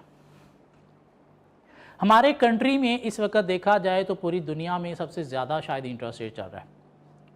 दुनिया में कुछ 4-5-6% इंटरेस्ट रेट चल रहा है, हमारे इधर 15-16% इंटरेस्ट रेट चल रहा है। अमेरिका में कोरोना के दिनों में 0% इंटरेस्ट रेट था, वो बढ़ते बढ़ते अब भी कोई 4-5-6% है, इतना ज़्यादा नहीं है। इधर हमारा इंटरेस्ट रेट जो है वो बहुत ज़्यादा है। अब जब हमारा इंटरेस्ट रेट ज़्यादा होता है तो इससे क्या होगा, समटाइम फॉरेन इन्वेस्टर जो है हमारे कंट्री में आके बैंक पैसा डिपॉजिट करता है। क्यों? यहाँ से रिटर्न ज़्यादा मिल रहा है। इससे क्या होगा, बाहर से पैसा हमारे कंट्री में आएगा इनिशियली, और जब पैसा हमारे कंट्री में आएगा इनिशियली तो इससे हमारा फॉरेन एक्सचेंज रेट थोड़ा बेहतर होगा। लेकिन जैसे ही हम इंटरेस्ट रेट थोड़ा सा डाउन करेंगे तो फॉरेन इन्वेस्टर क्या करेगा, पैसा अपना यहाँ से निकालेगा। क्यों? ये इंटरेस्ट रेट बहुत देर तक हम हाई नहीं रख सकते। क्यों? इससे क्या होगा, बोरिंग कम होगी, इन्वेस्टमेंट कम हो जाएगी, लोग बिजनेस में इन्वेस्ट नहीं करेंगे, इकॉनमी रुक जाएगी। तो जैसे हम इंटरेस्ट रेट थोड़ा सा कम करेंगे तो फॉरेन इन्वेस्टर क्या करेगा, अपना पैसा निकालेगा, और जब निकालेगा जितना लेके आया था उतना नहीं, अब इंटरेस्ट के साथ निकाल के लेके जा रहा है। तो उस तरह से क्या होगा, यहाँ से आउटफ्लो जो है वो ज़्यादा होगा, और जब ज़्यादा होगा तो उस सूरत में क्या होगा, डॉलर अप जाएगा। मीन इनिशियली ठीक है, ये हमारी फॉरेन एक्सचेंज रेट को बेहतर करेगा, लेकिन आफ्टर सम टाइम बहुत बुरा इंपैक्ट डालेगा। क्यों? जब फॉरेन इन्वेस्टर पैसा निकालेगा बैंकों से तो जितना लाया था उतना नहीं, अब उसे ज़्यादा निकालेगा। क्यों? इंटरेस्ट के साथ उसने निकालना है, तो ज़्यादा जब निकलेगा तो उससे फिर इकॉनमी के ऊपर जो बैड इंपैक्ट है वो ज़्यादा आएगा। तो ये भी एक फैक्टर है जो क्या करता है, हमारे फॉरेन एक्सचेंज रेट को अफेक्ट करता है। क्या ख्याल है? इसके अलावा एक और भी फैक्टर है, और वो क्या है, फॉरेन एक्सचेंज रिजर्व।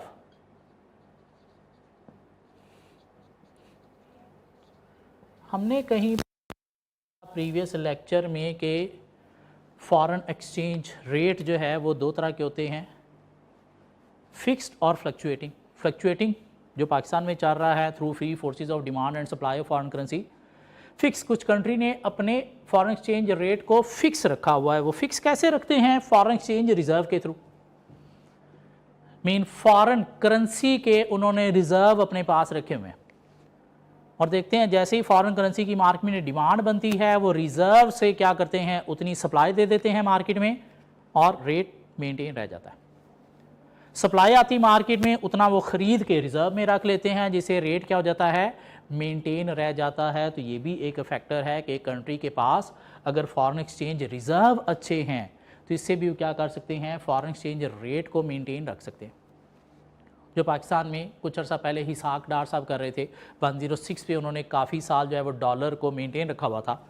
कैसे रखा हुआ था, फॉरेन एक्सचेंज रिजर्व को मैनेज करके। ये कुछ फैक्टर्स हैं जो फॉरेन एक्सचेंज रेट को अफेक्ट करते हैं। बैलेंस ऑफ पेमेंट एक फैक्टर है, मीन इंपोर्ट एक्सपोर्ट के डिफरेंस से रेट अप डाउन होता है। इन्फ्लेशन एक फैक्टर है जो एक्सपोर्ट को कम करता है, इंपोर्ट को ज़्यादा कर देता है। इंटरेस्ट रेट एक फैक्टर है जिससे लोग पैसा बिजनेस की बजाय भी बैंकों में ले जाते हैं, और जब बिजनेस में नहीं होगा तो उससे भी क्या होगा, ऑब्वियसली प्रोडक्शन कम होगी तो आपकी एक्सपोर्ट अफेक्ट हो सकती है। और फॉरेन एक्सचेंज रिजर्व भी एक इंपॉर्टेंट फैक्टर है जो गवर्नमेंट लेवल पे यूज़ होता है फॉरेन एक्सचेंज रेट को मैनेज करने के लिए। इसमें ये जो फैक्टर है इंटरेस्ट रेट, इसके ऊपर हम कुछ बातें नेक्स्ट लेक्चर में थोड़ी और भी अच्छी करेंगे। कि इसके थ्रू कैसे जो है वो रेट चेंज होता है। हमने देखा कि हम बैंक के पास जाएं तो हमें एक स्पॉट रेट देता है। सपोज उसने हमें आज अगर हम डॉलर का रेट लेने गए तो उसने कहा जी डॉलर का रेट जो है वो क्या है 240.20 टू 242.70 पर डॉलर। हमने कहा अच्छा मुझे 1 मंथ का फॉरवर्ड दे, तो उसने कहा जी 1 मंथ का जो फॉरवर्ड का रेट है वो है सपोज कितना 250.7 टू 251.40। हमने कहा नहीं मुझे 3 मंथ्स का फॉरवर्ड लेना है उसका रेट दे, तो उसने कहा जी 3 मंथ्स के फॉरवर्ड का रेट जो है वो है जी कितना सपोज 255 टू 257। अब ये बैंक 1 मंथ और 3 मंथ्स फॉरवर्ड का रेट कैसे दे रहा होता है, कैसे ये निकाल लेता है, ये हम नेक्स्ट लेक्चर में पढ़ेंगे कैसे इंटरेस्ट रेट के थ्रू। ठीक हो गया। अब इसी क्वेश्चन में अगर हमें 3 मंथ्स फॉरवर्ड के साथ अगर 1 मंथ फॉरवर्ड का रेट भी दिया होता तो हमने चूंकि 3 मंथ्स बाद पेमेंट करनी है तो हमने 1 मंथ फॉरवर्ड वाला नहीं, हमने जो है फिर कौन सा रेट यूज़ करना है 3 मंथ्स फॉरवर्ड वाला ही यूज़ करना है। सपोज ये भी रेट होता साथ इसमें पर US डॉलर, तो हमने चूंकि पेमेंट 90 डेज बाद करनी है तो हम क्या करेंगे इस रेट को यूज़ करेंगे, ये हमारे लिए क्या हो जाएगा इग्नोरेबल। हाँ अगर हमने 1 मंथ बाद पेमेंट करना होती फिर हम 1 मंथ वाला रेट यूज़ करते, 3 मंथ वाला हमारे लिए क्या हो जाता इग्नोरेबल। मीन समटाइम क्वेश्चन में एग्जामिनर इस तरह से भी घुमाते हैं, आपको 1 मंथ फॉरवर्ड भी दे दिया 3 मंथ फॉरवर्ड भी दे दिया, अब रेट आपने कौन सा यूज़ करना है, जिस फॉरवर्ड पे आपने जाना है उसी फॉरवर्ड का रेट यूज़ करना है, जिस पे नहीं जाना उसको आपने क्या करना है इग्नोर करना है। नाम रखा था हमने फाइनेंशियल रिस्क मैनेजमेंट के, एक बिजनेस को कुछ फाइनेंशियल रिस्क फेस करना पड़ते हैं, तो हम पढ़ रहे हैं उन फाइनेंशियल रिस्क को कैसे मैनेज करना है। क्या फाइनेंशियल रिस्क फेस करना पड़ते हैं, इंटरेस्ट रेट रिस्क फेस करना पड़ता है, कमोडिटी रिस्क फेस करना पड़ता है, या हम जो अभी पढ़ रहे हैं करंटली वो क्या है फॉरेन एक्सचेंज रिस्क जो है वो फेस करना पड़ता है। फॉरेन एक्सचेंज रिस्क फेस करना पड़ता है कि अगर आप इंपोर्ट या एक्सपोर्ट में इन्वॉल्व हो तो फॉरेन करेंसी में आपने पेमेंट रसीट लेनी है, तो adverse movement in the currency rate की सूरत में जो आपको रिस्क फेस करना पड़ता है उसे हम क्या नाम देंगे फाइनेंशियल रिस्क। अगर आपने फ्यूचर में फ़ॉरेन पेमेंट करनी है तो रिस्क है कि फ्यूचर में रेट कहीं ज़्यादा ना हो जाए। अगर आपने कोई एक्सपोर्ट की हैं और फ्यूचर में आपने फ़ॉरेन करेंसी में रसीट लेनी है बायर से, तो रिस्क है कि जब आपने रसीट लेनी है तब रेट कहीं नीचे ना चला जाए। तो इन रिस्क को कैसे मैनेज करना है वो हम पढ़ रहे हैं। क्या ख्याल है, रिस्क को कैसे मैनेज करना है हमने एक वे पढ़ लिया और वो हमने पढ़ लिया forward agreement. Forward agreement mean हम बैंक के पास जाएंगे, हमने एक एग्जांपल डिस्कस की थी प्रीवियस क्लास में कि सपोज हमें $10,000 की 3 माह बाद फॉरेन करेंसी पेमेंट करनी है। क्यों 3 माह बाद हमने $10,000 के बाहर से कुछ मोबाइल ख़रीद के यहाँ पे कस्टमर को बेचने हैं, तो हमें डर है कि जब हमने पेमेंट करनी है 3 माह बाद जब हमने मोबाइल बाय करने हैं तब कहीं डॉलर ऊपर ना चला जाए। क्यों डे बाय डे इंक्रीज़ हो रहा है। तो आज हम बैंक के पास गए, हमने उसे कहा कि भाई मैंने 3 माह बाद क्या करनी है तुझे $10,000 ख़रीद के बाहर पेमेंट करनी है तुझसे, तो रेट तो मेरे साथ आज फिक्स कर ले।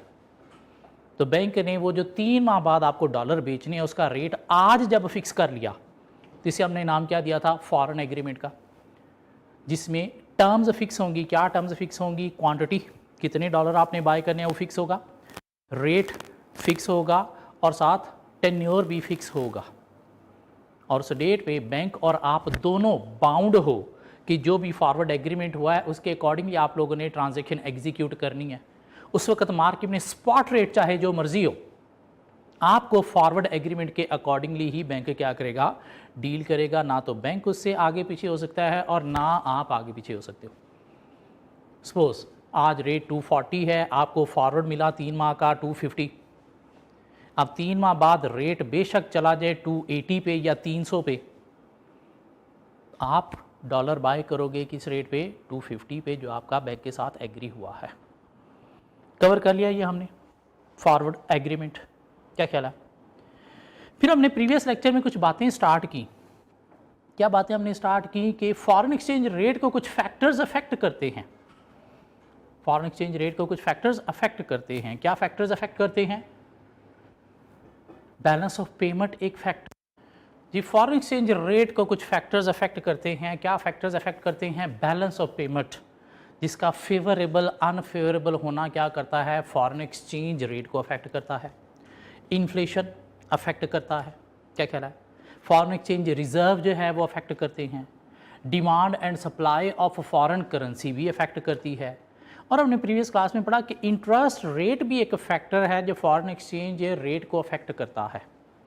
इंटरेस्ट रेट भी एक फैक्टर है जो फॉरेन एक्सचेंज रेट को क्या करता है?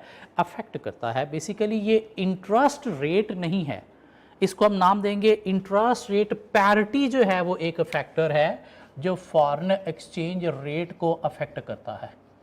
Interest rate parity, interest rate parity कैसे अफेक्ट करता है वो हम देखने जा रहे हैं। हमने प्रीवियस लेक्चर में बात की फॉरवर्ड एग्रीमेंट की। मीन हम एक्सचेंज पे जाएं, बैंक पे जाएं तो हमें एक स्पॉट रेट मिलता है, साथ हमें एक फॉरवर्ड भी मिलता है। फॉरवर्ड रेट पे मिलता है 3 मंथ्स का फॉरवर्ड है, 6 मंथ्स का फॉरवर्ड है, 1 मंथ्स का फॉरवर्ड है, तो फॉरवर्ड रेट भी मिलता है और जो स्पॉट रेट से थोड़ा डिफरेंट होता है।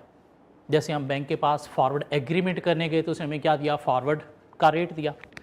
अब ये बैंक जो है वो फॉरवर्ड का रेट निकालते कैसे हैं उसे हम डिस्कस करने जा रहे हैं। सो बैंक जो है वो फॉरवर्ड का रेट निकालते हैं कैसे? Through interest rate parity. Interest rate parity क्या है? डिफाइन करता है रिलेशनशिप। इंटरेस्ट रेट पैरिटी एक कॉन्सेप्ट है जो क्या डिफाइन करती है? Defining relationship between spot rate and forward rate। Mean spot rate और फॉरवर्ड रेट का जो रिलेशनशिप डिफाइन किया जाता है वो कैसे डिफाइन किया जाता है? इंटरेस्ट रेट पैरिटी के थ्रू।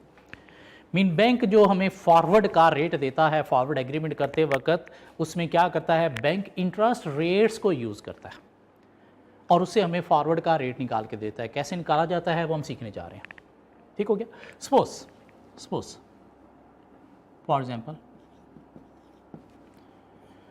आज जो है वो डॉलर का रेट है ₹240 पर डॉलर। ठीक हो गया? डॉलर का रेट है कितना? ₹240 पर डॉलर। और साथ हम देखते हैं कि सपोज यूएसए में जो इंटरेस्ट रेट है, इन इंटरेस्ट रेट की अगर हम बात करें, इंटरेस्ट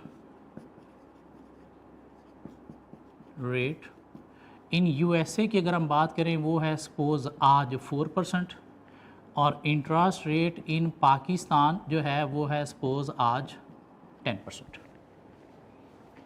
ठीक हो गया? एक एग्जांपल डिस्कस करने जा रहे हैं कि ये क्या है? Spot rate. ये क्या है? स्पॉट रेट 240 रुपीज़ पर डॉलर। हम यहाँ से फॉरवर्ड का रेट निकालने जा रहे हैं। कैसे? Using interest rate parity. कैसे निकालेंगे कि हमारी जो करेंसी है वो क्या है? 240 पर $1। क्या ख्याल है? ₹240 बाय $1। इसको हम मल्टीप्लाई करेंगे किससे? 1 प्लस आई से और डिवाइड भी करेंगे 1 प्लस आई से। आई का मतलब क्या है? यहाँ पे रेट। कौन सा? Interest rate. सो क्या आया जी? 240 divided by 1 into 1 plus I interest rate. 240 Pakistan की करेंसी है ना? क्या ख्याल है? उसका इंटरेस्ट रेट क्या है? 10%। क्या करेंगे? 10% को 0.1 हम लिखते हैं डिवाइडेड बाय $1 है, उसका इंटरेस्ट रेट क्या है? 4%। सो 1 प्लस 0.04। क्या कह रहा है? अगर तो हमने 1 ईयर का फॉरवर्ड निकालना है तो यहाँ से हमारे पास 1 ईयर का फॉरवर्ड आ जाएगा। लेकिन अगर हमने आने वाले 3 माह का फॉरवर्ड निकालना है तो 3 माह का फॉरवर्ड निकालने के लिए हमें ये जो रेट है ये ईयरली होता है। इंटरेस्ट रेट हमेशा ईयरली होता है। पूरे MFA में इंटरेस्ट रेट जब भी हमें क्वेश्चन में कहीं पे दिया जाएगा तो ईयरली होगा। अगर हमने कोई मंथली कैलकुलेशन करनी है तो हमें उसे मंथ्स में डिवाइड करना होगा। अब ये 0.1 को हमने 3 मंथ्स में अगर कन्वर्ट करना है तो क्या करेंगे, इंटू 3/12। और प्लीज़ पहले 0.1 को इंटू 3/12 करके फिर 1 से ऐड करना है। स्टूडेंट क्या करते हैं, 1.1 मीन 1 प्लस 0.1 करके फिर 3/12 कर रहे होते हैं, ये मिस्टेक नहीं करनी। उस तरह से 0.04 को भी आपने क्या करना है, 3/12 करना है। तो यहाँ से आपके पास 3 मंथ्स का फॉरवर्ड रेट आ जाएगा। ज़रा कैलकुलेट करके दीजिएगा मुझे कितना बनता है, देखिएगा कितना है, 243.56। ये कौन सा रेट है, फॉरवर्ड रेट। कितने मंथ्स का, 3 मंथ्स का फॉरवर्ड रेट। तो यूँ बैंक जो है वो आपको फॉरवर्ड का रेट निकाल के दे रहे होते हैं। कैसे, by using interest rate parity. तो इंटरेस्ट रेट पैरिटी का हम फार्मूला डिफाइन कर सकते हैं। इंटरेस्ट रेट पैरिटी का हम फार्मूला डिफाइन कर सकते हैं। Interest rate parity IRP is equal to what, value of currency A divided by value of currency B। Currency A Pakistani और करेंसी B डॉलर, इनटू क्या करेंगे, 1 plus interest rate of country A, mean country A जिसकी currency A थी, divided by 1 plus interest rate of country B. क्या ख्याल है? So foreign exchange rate को कुछ फैक्टर्स अफेक्ट करते हैं। क्या फैक्टर्स हैं, बैलेंस ऑफ पेमेंट है, इन्फ्लेशन है, फॉरेन एक्सचेंज रिजर्व हैं, demand supply of foreign currency है, और इंटरेस्ट रेट नहीं, इंटरेस्ट रेट पैरिटी भी है। ऑब्वियसली ये इंटरेस्ट रेट चेंज होंगे तो अल्टीमेटली फॉरेन एक्सचेंज रेट भी इफेक्ट होगा। कौन सा, फॉरवर्ड वाला। सो बैंक फॉरवर्ड का रेट कैसे निकालता है, by using interest rate parity. यहाँ तक बात समझ आती है। हमारी बुक के अंदर ये टॉपिक नहीं है, लेकिन हमने कवर कर लिया। क्यों, हमें पता होना चाहिए कि फॉरवर्ड का रेट जो है वो बनता कैसे है, अपने नॉलेज के लिए। ठीक हो गया। अब चलते हैं, हमारा जो नेक्स्ट टॉपिक है, मीन हम क्या पढ़ रहे हैं, financial risk management. So foreign exchange risk को मैनेज करने के लिए एक हमारे पास जो है वो टूल हमने पढ़ लिया, फॉरवर्ड एग्रीमेंट। आज हम दूसरा टूल पढ़ने जा रहे हैं जिसको हम नाम देंगे मनी मार्केट हेज। क्या नाम देंगे, मनी मार्केट हेज। यहाँ पे मैं कवर कर लूँ,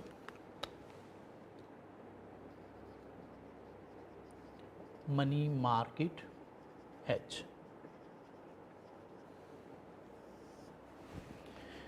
सो फाइनेंशियल रिस्क मैनेजमेंट पढ़ रहे हैं हम, और उसमें फॉरेन एक्सचेंज रिस्क को मैनेज करने के लिए एक हमने हेजिंग इंस्ट्रूमेंट पढ़ लिया, फॉरवर्ड एग्रीमेंट। मीन बैंक के पास जाके हमने फॉरवर्ड एग्रीमेंट कर लिया और उसके अकॉर्डिंगली फॉरेन एक्सचेंज रिस्क को मैनेज कर लिया। दूसरा टूल क्या है, मनी मार्केट हेज। वही एग्जांपल कि हमने क्या करना है, 3 माह बाद $10,000 की पेमेंट करनी है। क्यों, हमें 10 नए आईफोन जो है वो ख़रीद के कस्टमर को बेचने हैं। पेमेंट 3 माह बाद करनी है। आज डॉलर का रेट 240 है।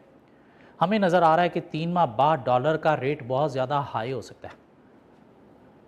तो हम बैंक के पास गए कि यार मैंने 3 माह बाद उससे $10,000 बाय करने हैं, 10,000 की पेमेंट करनी है मुझे, तो रेट मेरे साथ आज फिक्स कर ले, मीन फॉरवर्ड एग्रीमेंट कर ले। बैंक ने कहा नहीं भाई, फॉरवर्ड कोई नहीं है। हमने कहा क्यों यार, लास्ट टाइम तो तूने हमें दिया था। कहता भाई नहीं, लास्ट टाइम तुझे दिया था 250 पे, बाद में रेट जो है वो 280 था, तब मुझे 250 पे तुझे बेचना पड़ा। अब डॉलर हमारी समझ में नहीं आ रहा, वैसे ही दिन ब दिन बहुत ज़्यादा बढ़ता है, चेंज वेरिएशन बहुत ज़्यादा आ रही हैं, तो इसलिए हम फॉरवर्ड में अब नहीं खेलते भाई, स्पॉट पे जो डॉलर चाहिए ले ले। मीन बैंक ने फॉरवर्ड देने से इनकार कर दिया। तब हम क्या करेंगे, अपना फॉरवर्ड खुद से बनाएंगे। कैसे बनाएंगे, through money market hedge. 3 financial risk को मैनेज करना है, तब हम कैसे मैनेज करेंगे, जब बैंक ने फॉरवर्ड देने से इनकार कर दिया तो फिर हम मैनेज करेंगे through money market hedge. Money market hedge बहुत इंपॉर्टेंट टॉपिक है, प्लीज़ बी केयरफुल, बहुत इंपॉर्टेंट टॉपिक है। इसके ऊपर कमिंग अटेम्प्ट में एग्जाम में क्वेश्चन आएगा। ठीक हो गया। सो कैसे अब हम फॉरेन एक्सचेंज रिस्क को मैनेज करेंगे? थ्रू मनी मार्केट है तो हम इसमें कोई 4 स्टेप्स फॉलो करेंगे। क्या करेंगे? 4 स्टेप्स फॉलो करेंगे। पहला हमारा मसला क्या है जी, हमने क्या करनी है, कोई फॉरेन करेंसी पेमेंट करनी है। सो हमारी कोई पेमेंट है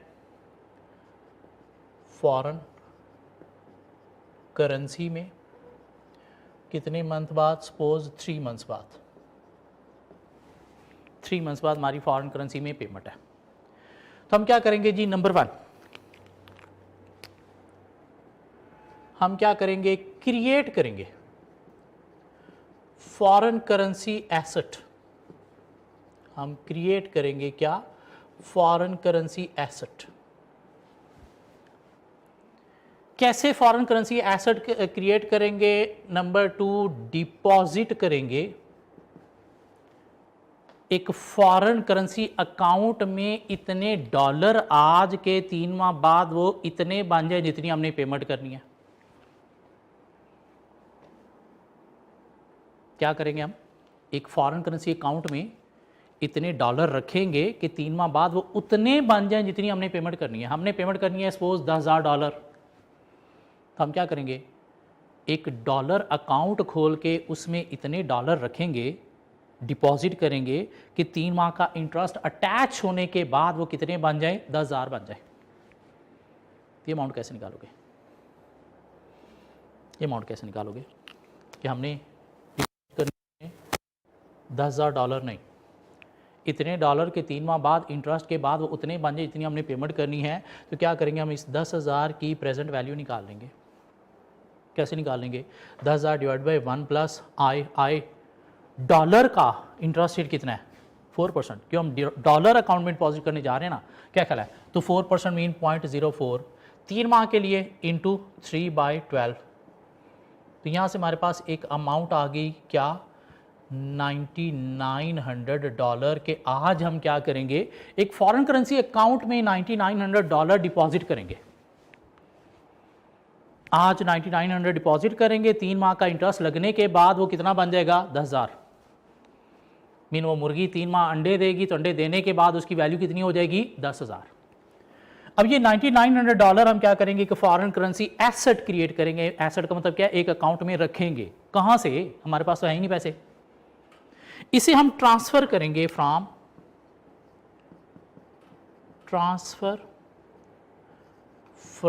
होम, मीन अपनी होम कंट्री से ट्रांसफर करेंगे। भाई होम कंट्री से ट्रांसफर करने के लिए फिर हमें देखना पड़ेगा कि होम कंट्री में कितने रुपीस हम ट्रांसफर करेंगे जो $9,900 बनेंगे। क्या कहलाए? तो क्या करेंगे, $9,900 को कन्वर्ट करेंगे रुपीज़ में, और आज रेट क्या है? सपोज 240। तो मुझे ज़रा आप बता देंगे 9,900 इंटू 240 कितना बनता है? 2376,000। 2376,000। दिस मीन इतने रुपीज़ आज हम जो है वो ट्रांसफ़र करेंगे होम कंट्री से। भाई होम कंट्री में कहाँ से ट्रांसफ़र करेंगे? हमारे पास तो है ही नहीं। तो हम क्या करेंगे, बारो इन होम कंट्री। इसे क्या करेंगे? Borrow in home currency, mean home currency में हम ये बारो करेंगे। बारो करेंगे तो हमें इंटरेस्ट भी तो देना पड़ेगा 3 माह। यस, वो निकाल के हम देखेंगे कि हमें टोटल कॉस्ट कितनी पड़ रही है जो हमने फ्यूचर में $10,000 की पेमेंट करनी है। दोबारा से कि हमें फॉरेन करेंसी पेमेंट करनी है। कितनी पेमेंट करनी है सर? हमें $10,000 की पेमेंट करनी है इन 3 मंथ्स।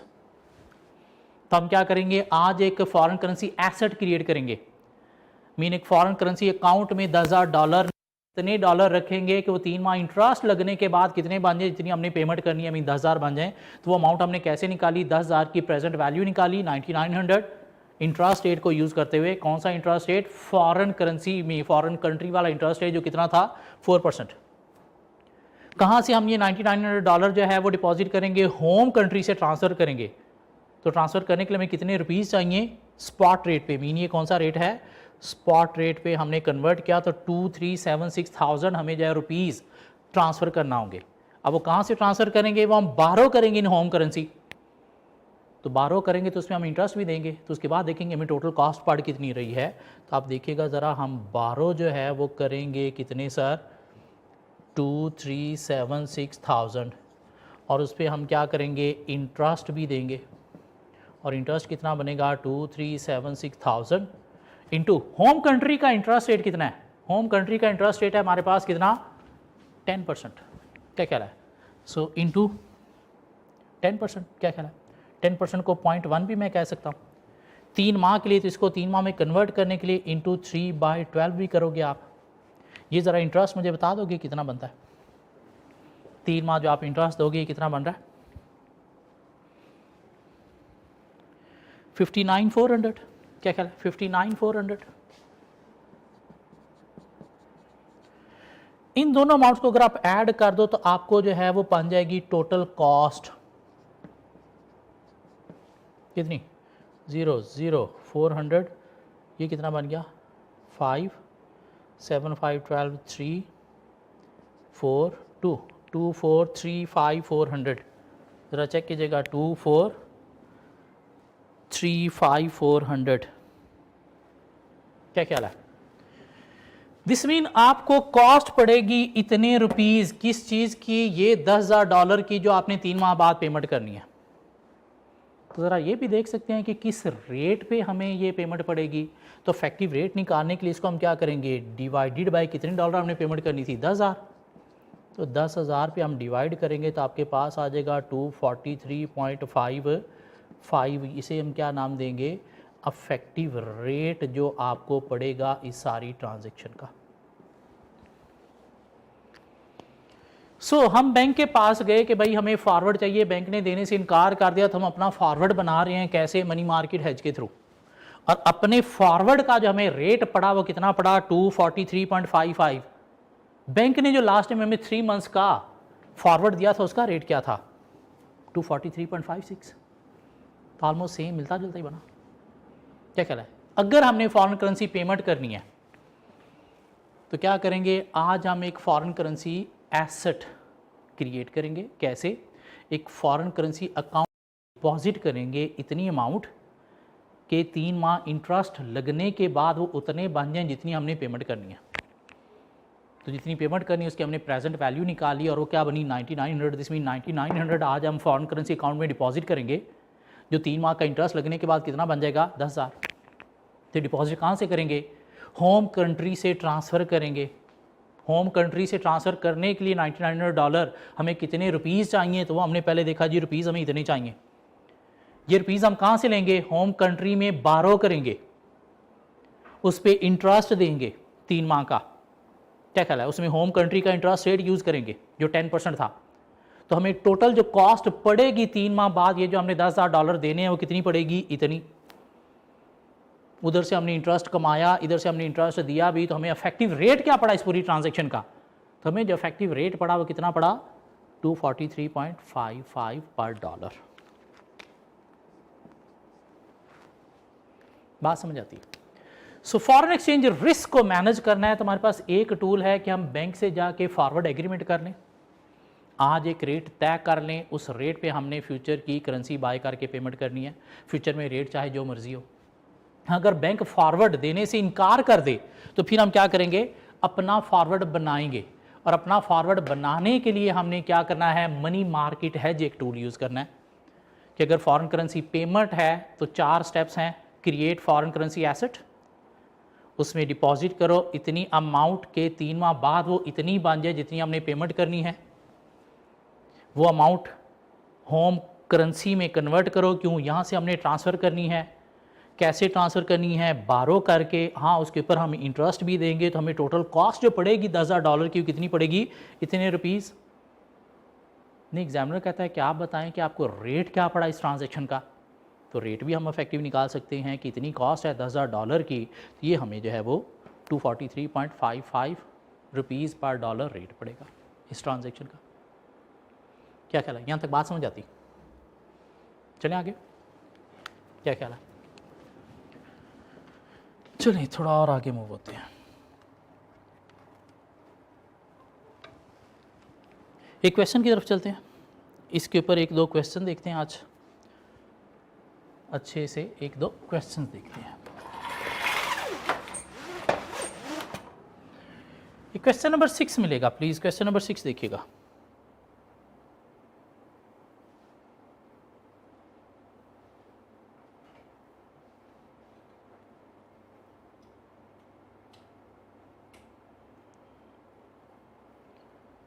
क्वेश्चन नंबर 6 रीड कीजिएगा जरा, क्वेश्चन नंबर 6।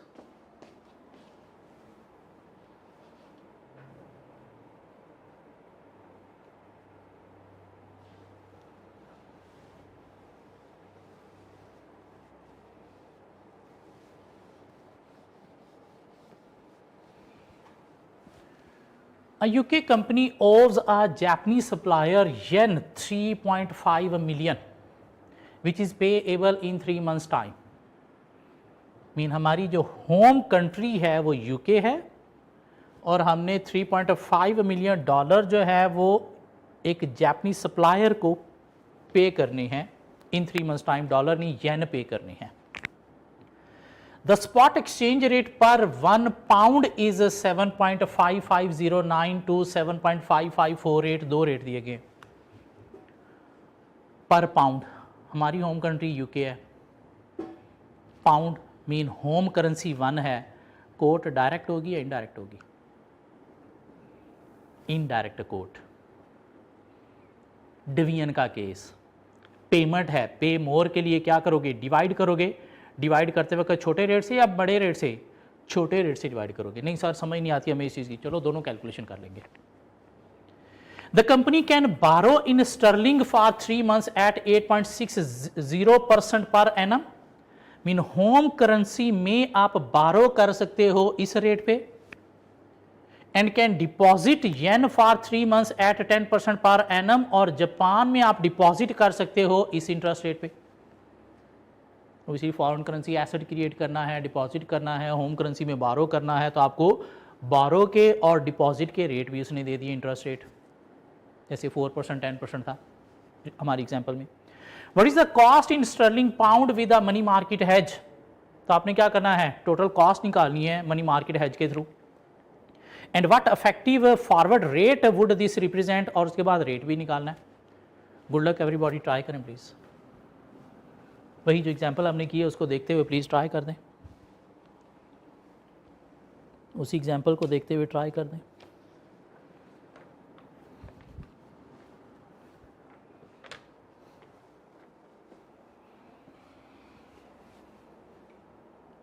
डिपॉजिट देखें 3.5 मिलियन येन में कितना हमें डिपॉजिट करना पड़ेगा 3 माह बाद वो 3.5 मिलियन बन जाए।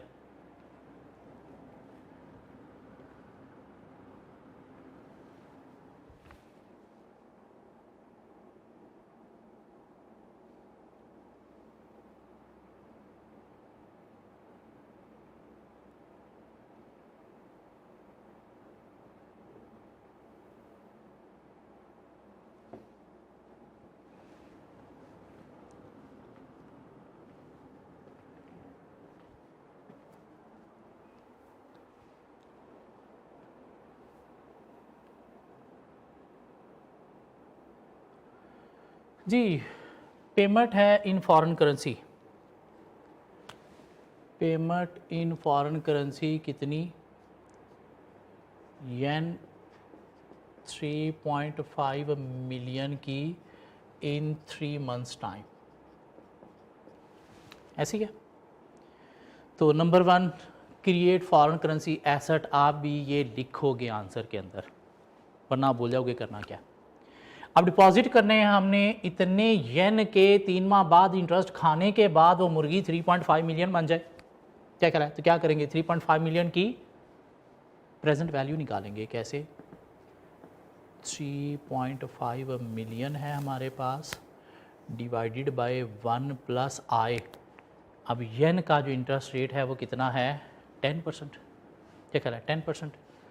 0.1 3 मंथ्स हैं इंटू 3/12 भी करोगे तो आपके पास ज़रा मुझे बताइएगा कितने येन आगे जो आपको डिपॉजिट करनी है ताकि 3 मंथ्स बाद वो बन जाए 3.5 मिलियन। कितने बने? 3414634। क्या कहला 3414634। तो इतने येन हमें डिपॉजिट करने हैं 3414, जो 3 माह का इंटरेस्ट खाने के बाद कितना बन जाएगा 3.5 मिलियन येन। अब हमें ये ट्रांसफ़र करना है होम से। होम से ट्रांसफ़र करने के लिए हमें क्या करना है, इसको कन्वर्ट करना है होम करेंसी में। और होम करेंसी अगर हम देखें तो 3414634 हमने ट्रांसफ़र करना है ना, 3.5 मिलियन नहीं, इतना ट्रांसफ़र करना है, तो इसी को कन्वर्ट करना है। और केस अगर हम देखें तो हमारे पास जो है वो डिवीजन का नज़र आ रहा है। नहीं सर हमें नहीं समझ आती कि मल्टीप्लाई का केस है या डिवीजन का केस है। चलो कोई मसला नहीं, हम 2 कैलकुलेशन कर लेते हैं यहाँ पे। सो एक तरफ हमारे पास जो है वो क्या है, पाउंड है, और एक तरफ हमारे पास येन है। एक तरफ हमारे पास पाउंड है और एक तरफ हमारे पास येन है। क्या ख्याल है? और अगर हम देखें तो पाउंड 1 है, येन हमारे पास है 7.5509। पाउंड 1 है, येन हमारे पास है 7.5548। ऐसी है। क्या ख्याल है? और हमारे पास येन है कितना सर 3414634, 3414634। और ये हमने x जो है वो फाइंड करना है, और क्रॉस मल्टीप्लिकेशन हमें जो है वो क्या कह रही है कि 7.5509x is equal to 3414634. So x is equal to 3414634 divided by 7.5509. तो इधर क्या आ गया, x is equal to 3414634 divided by 7.5548। तो x की मुझे ज़रा आंसर दे दें, दोनों साइडों से कितना बन रहा है। पहली साइड का आंसर देखें ज़रा,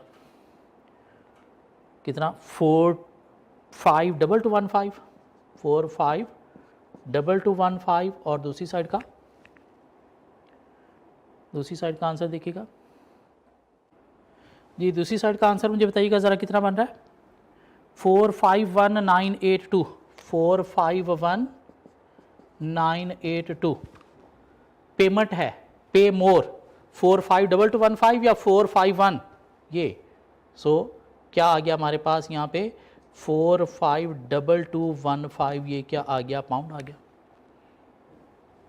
डिवीजन वाला केस क्या कहला है, पे मोर किस रेट पे जो है वो पे मोर निकलेगा, छोटी अमाउंट पे डिवाइड करने से। और छोटी अमाउंट क्या है 7.5509।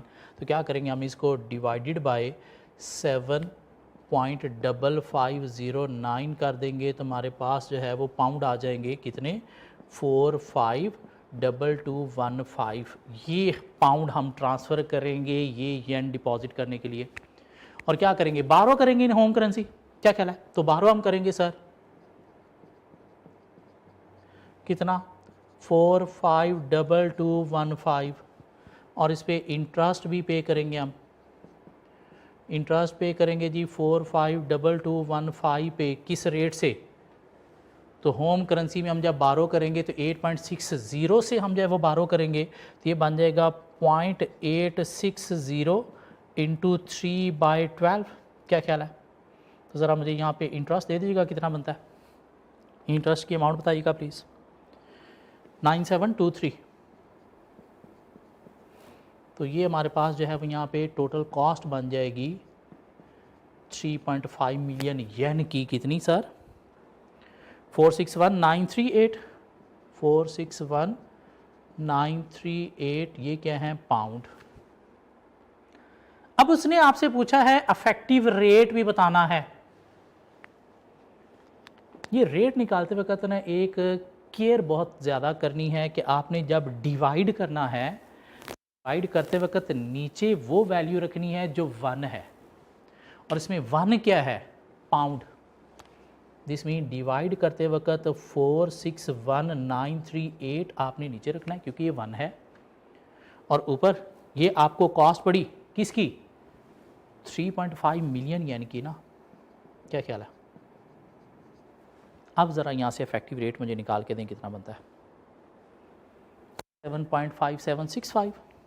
क्या ख्याल है 7.5765। ये क्या पड़ा आपको, अफेक्टिव रेट जो है इस ट्रांजैक्शन का पड़ा। पर पाउंड। जी यहाँ तक कोई चीज़ समझ आई हो?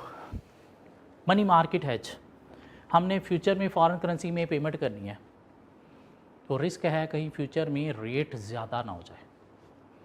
तो कैसे इस रिस्क को मैनेज करेंगे? या तो बैंक के साथ आज एक फॉरवर्ड एग्रीमेंट डील कर ले, रेट फिक्स कर लें।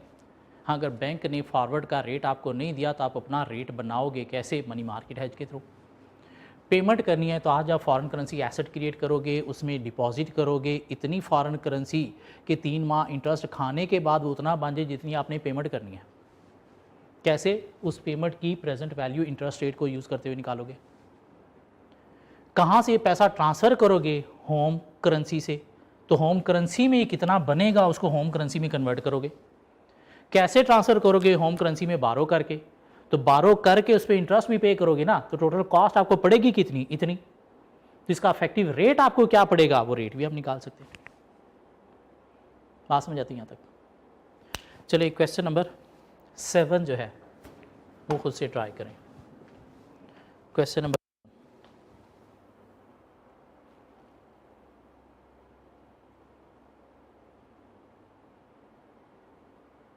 Question number 7।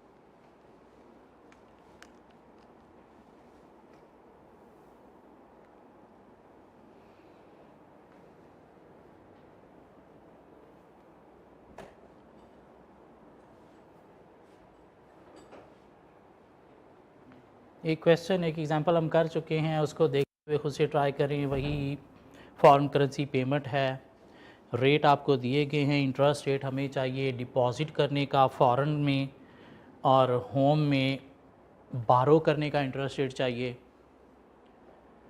और यहाँ पे करेंसी को कन्वर्ट करते वक्त ऑलवेज़ हम स्पॉट रेट यूज़ करते हैं, फॉरवर्ड रेट यूज़ नहीं करते। क्या ख्याल है? डिपॉजिट करना है तो देखना है किस कंट्री में डिपॉजिट करना है, तो डिपॉजिट करते वक्त आपने बारो का रेट नहीं, उस कंट्री का डिपॉजिट का रेट लेना है। होम करेंसी में आपने बारो करना है तो होम करेंसी का डिपॉजिट वाला नहीं, बारो वाला रेट यूज़ करना है। क्यों? समटाइम क्वेश्चन के अंदर होम कंट्री का डिपॉजिट और बारो के दोनों के रेट दे दिए जाते हैं, इवन फॉरेन के भी दोनों दे दिए जाते हैं। तो आपने देखना आपने यूज़ कौन सा करना है।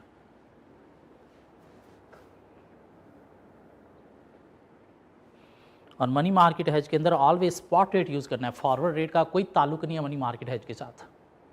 क्यों? मनी मार्केट हेज में हम गए ही तब हैं जब बैंक ने फॉरवर्ड देने से इनकार कर दिया।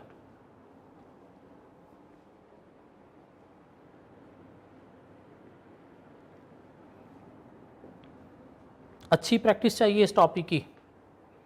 एग्ज़ाम में 7-8 नंबर का क्वेश्चन आ सकता है मनी मार्केट हेज का, ज़्यादा चांसेस हैं कि आएगा।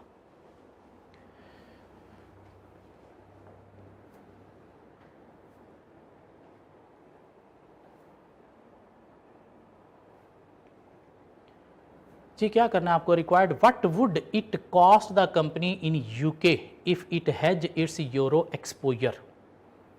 रिक्वायरमेंट से कुछ समझ नहीं आई, क्वेश्चन पढ़ते हैं। A UK based company which has no surplus cash, उसके पास कैश नहीं है, हमारी तरह गरीब कंपनी है, is due to pay euro 2.125 million to a company in France in 3 months time and want to hedge the payment using money market. हाँ, यहाँ से उसने बता दिया मनी मार्केट हेज का क्वेश्चन है। होम कंट्री यूके है, आपने फ्रांस में 2.125 यूरो की पेमेंट करनी है इन 3 months टाइम। क्या कह रहा?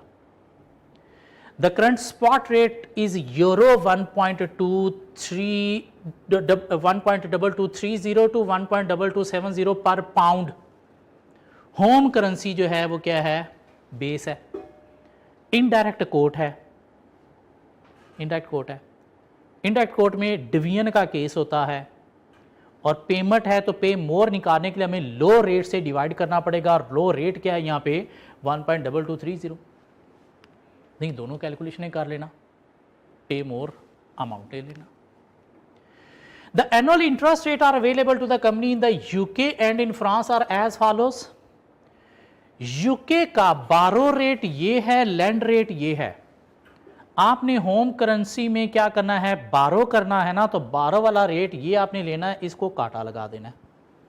क्यों, ये आपने यूज ही नहीं करना, ये जस्ट कंफ्यूज करने के लिए।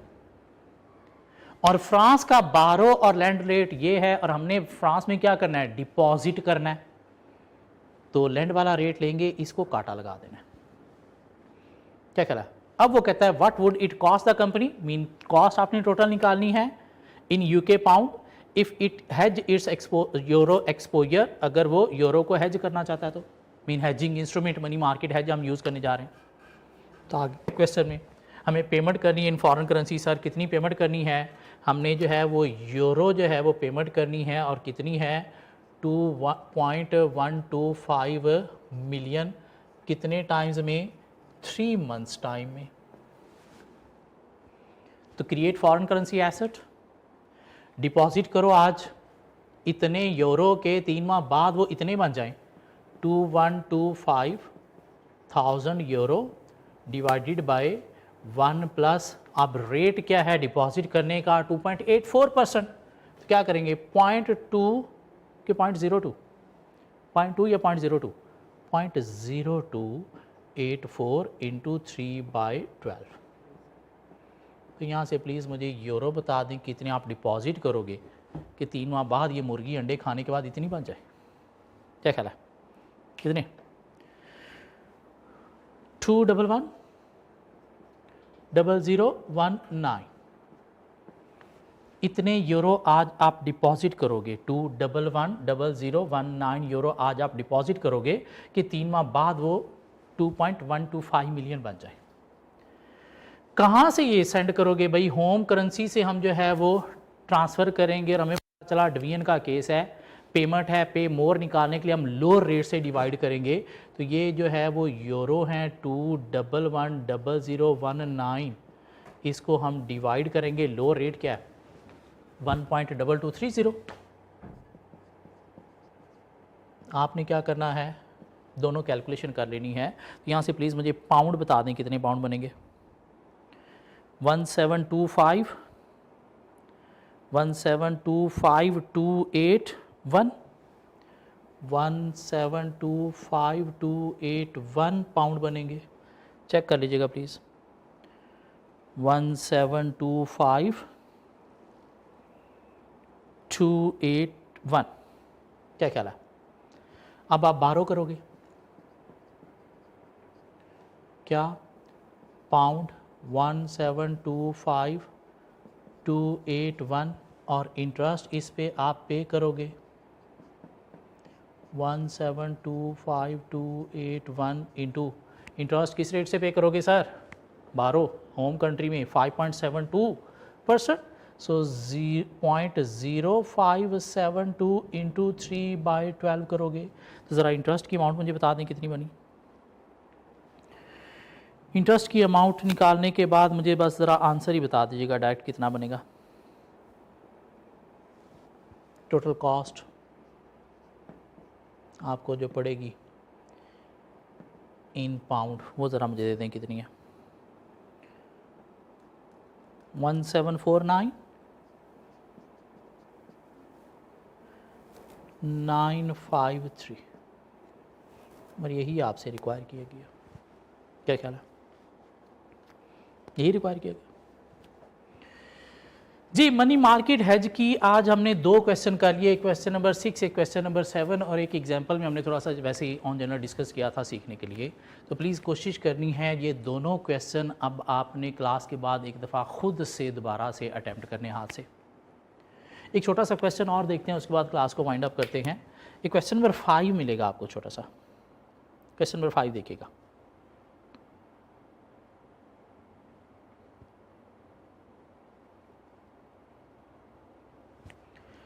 क्या कहता है, Canadian company is expecting to receive AED AED dirham को बोला जाता है। In 1 year time the spot rate is Canadian dollar 5.4670 पर 1 दिरहम, मीन 1 दिरहम इतने कैंडियन डॉलर के इक्वल है। और 1 ईयर टाइम में उन्हें कुछ डॉलर AED रिसीव होने हैं। द कंपनी कुड बारो इन दिरहम एट 9% और इन कैंडियन डॉलर एट 14%। और ये इंटरेस्ट रेट दिए गए हैं। क्यों? नॉर्मली जो इंटरेस्ट रेट होते हैं वो बारो के चल रहे होते हैं, हाँ डिपॉजिट के थोड़े उससे डिफरेंट होते हैं, लेकिन नॉर्मली जब इंटरेस्ट रेट की बात होती है कि बारो के चल रहे होते हैं तो कहता है जी दिरहम वाले कंट्री का इंटरेस्ट रेट ये है और कैनेडा का इंटरेस्ट रेट ये है। There is no forward rate for 1 year time, और कोई फॉरवर्ड रेट नहीं है। Predict what the exchange rate is likely to be in 1 year time, तो 1 साल में क्या इंटरेस्ट रेट हो सकता है, क्या एक्सचेंज रेट हो सकता है, वो आपने निकालना है। तो आज हम बैठे हैं यहाँ पे, तो हमने क्या निकालना है, 1 साल का एक्सचेंज रेट मीन फॉरवर्ड का रेट निकालना है। और फॉरवर्ड का रेट निकालने के लिए हमारे पास इंटरेस्ट रेट पैट ही था भाई, क्या कहला है, क्या फार्मूला था, value of currency A. Value of currency A कितनी है सर, देखिएगा ज़रा, वैल्यू ऑफ करेंसी ए हमारे पास है 5.4670। वैल्यू ऑफ करेंसी बी कितनी है सर, 1 दिरहम into 1 plus interest rate of country A, तो इसका जो है वो 1 प्लस 14% है 0.14, और इसका रेट क्या है 9%, 1.1 प्लस कितना 0.09। तो मुझे यहाँ से जो है वो फॉरवर्ड का रेट दे दें, आप देखें कितना बनता है 5.72, क्या ख्याल है 5.72, ये क्या है कैनेडियन डॉलर, CAD से इसको डिनोट किया जाता है पर AED, क्या ख्याल है। मीन ये इंटरेस्ट रेट पैटी का छोटा सा क्वेश्चन था।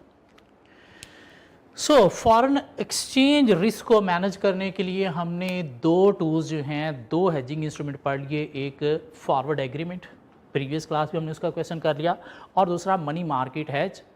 अभी हमने मनी मार्केट हेज में foreign currency payment in future की बात की है। होपफुली नेक्स्ट क्लास में हम फॉरेन करेंसी रसीट अगर इन फ्यूचर हो तो उसमें मनी मार्केट हेज कैसे डील करेंगे वो सीखेंगे और आगे लेके चलेंगे चैप्टर को। मिलते हैं नेक्स्ट क्लास में।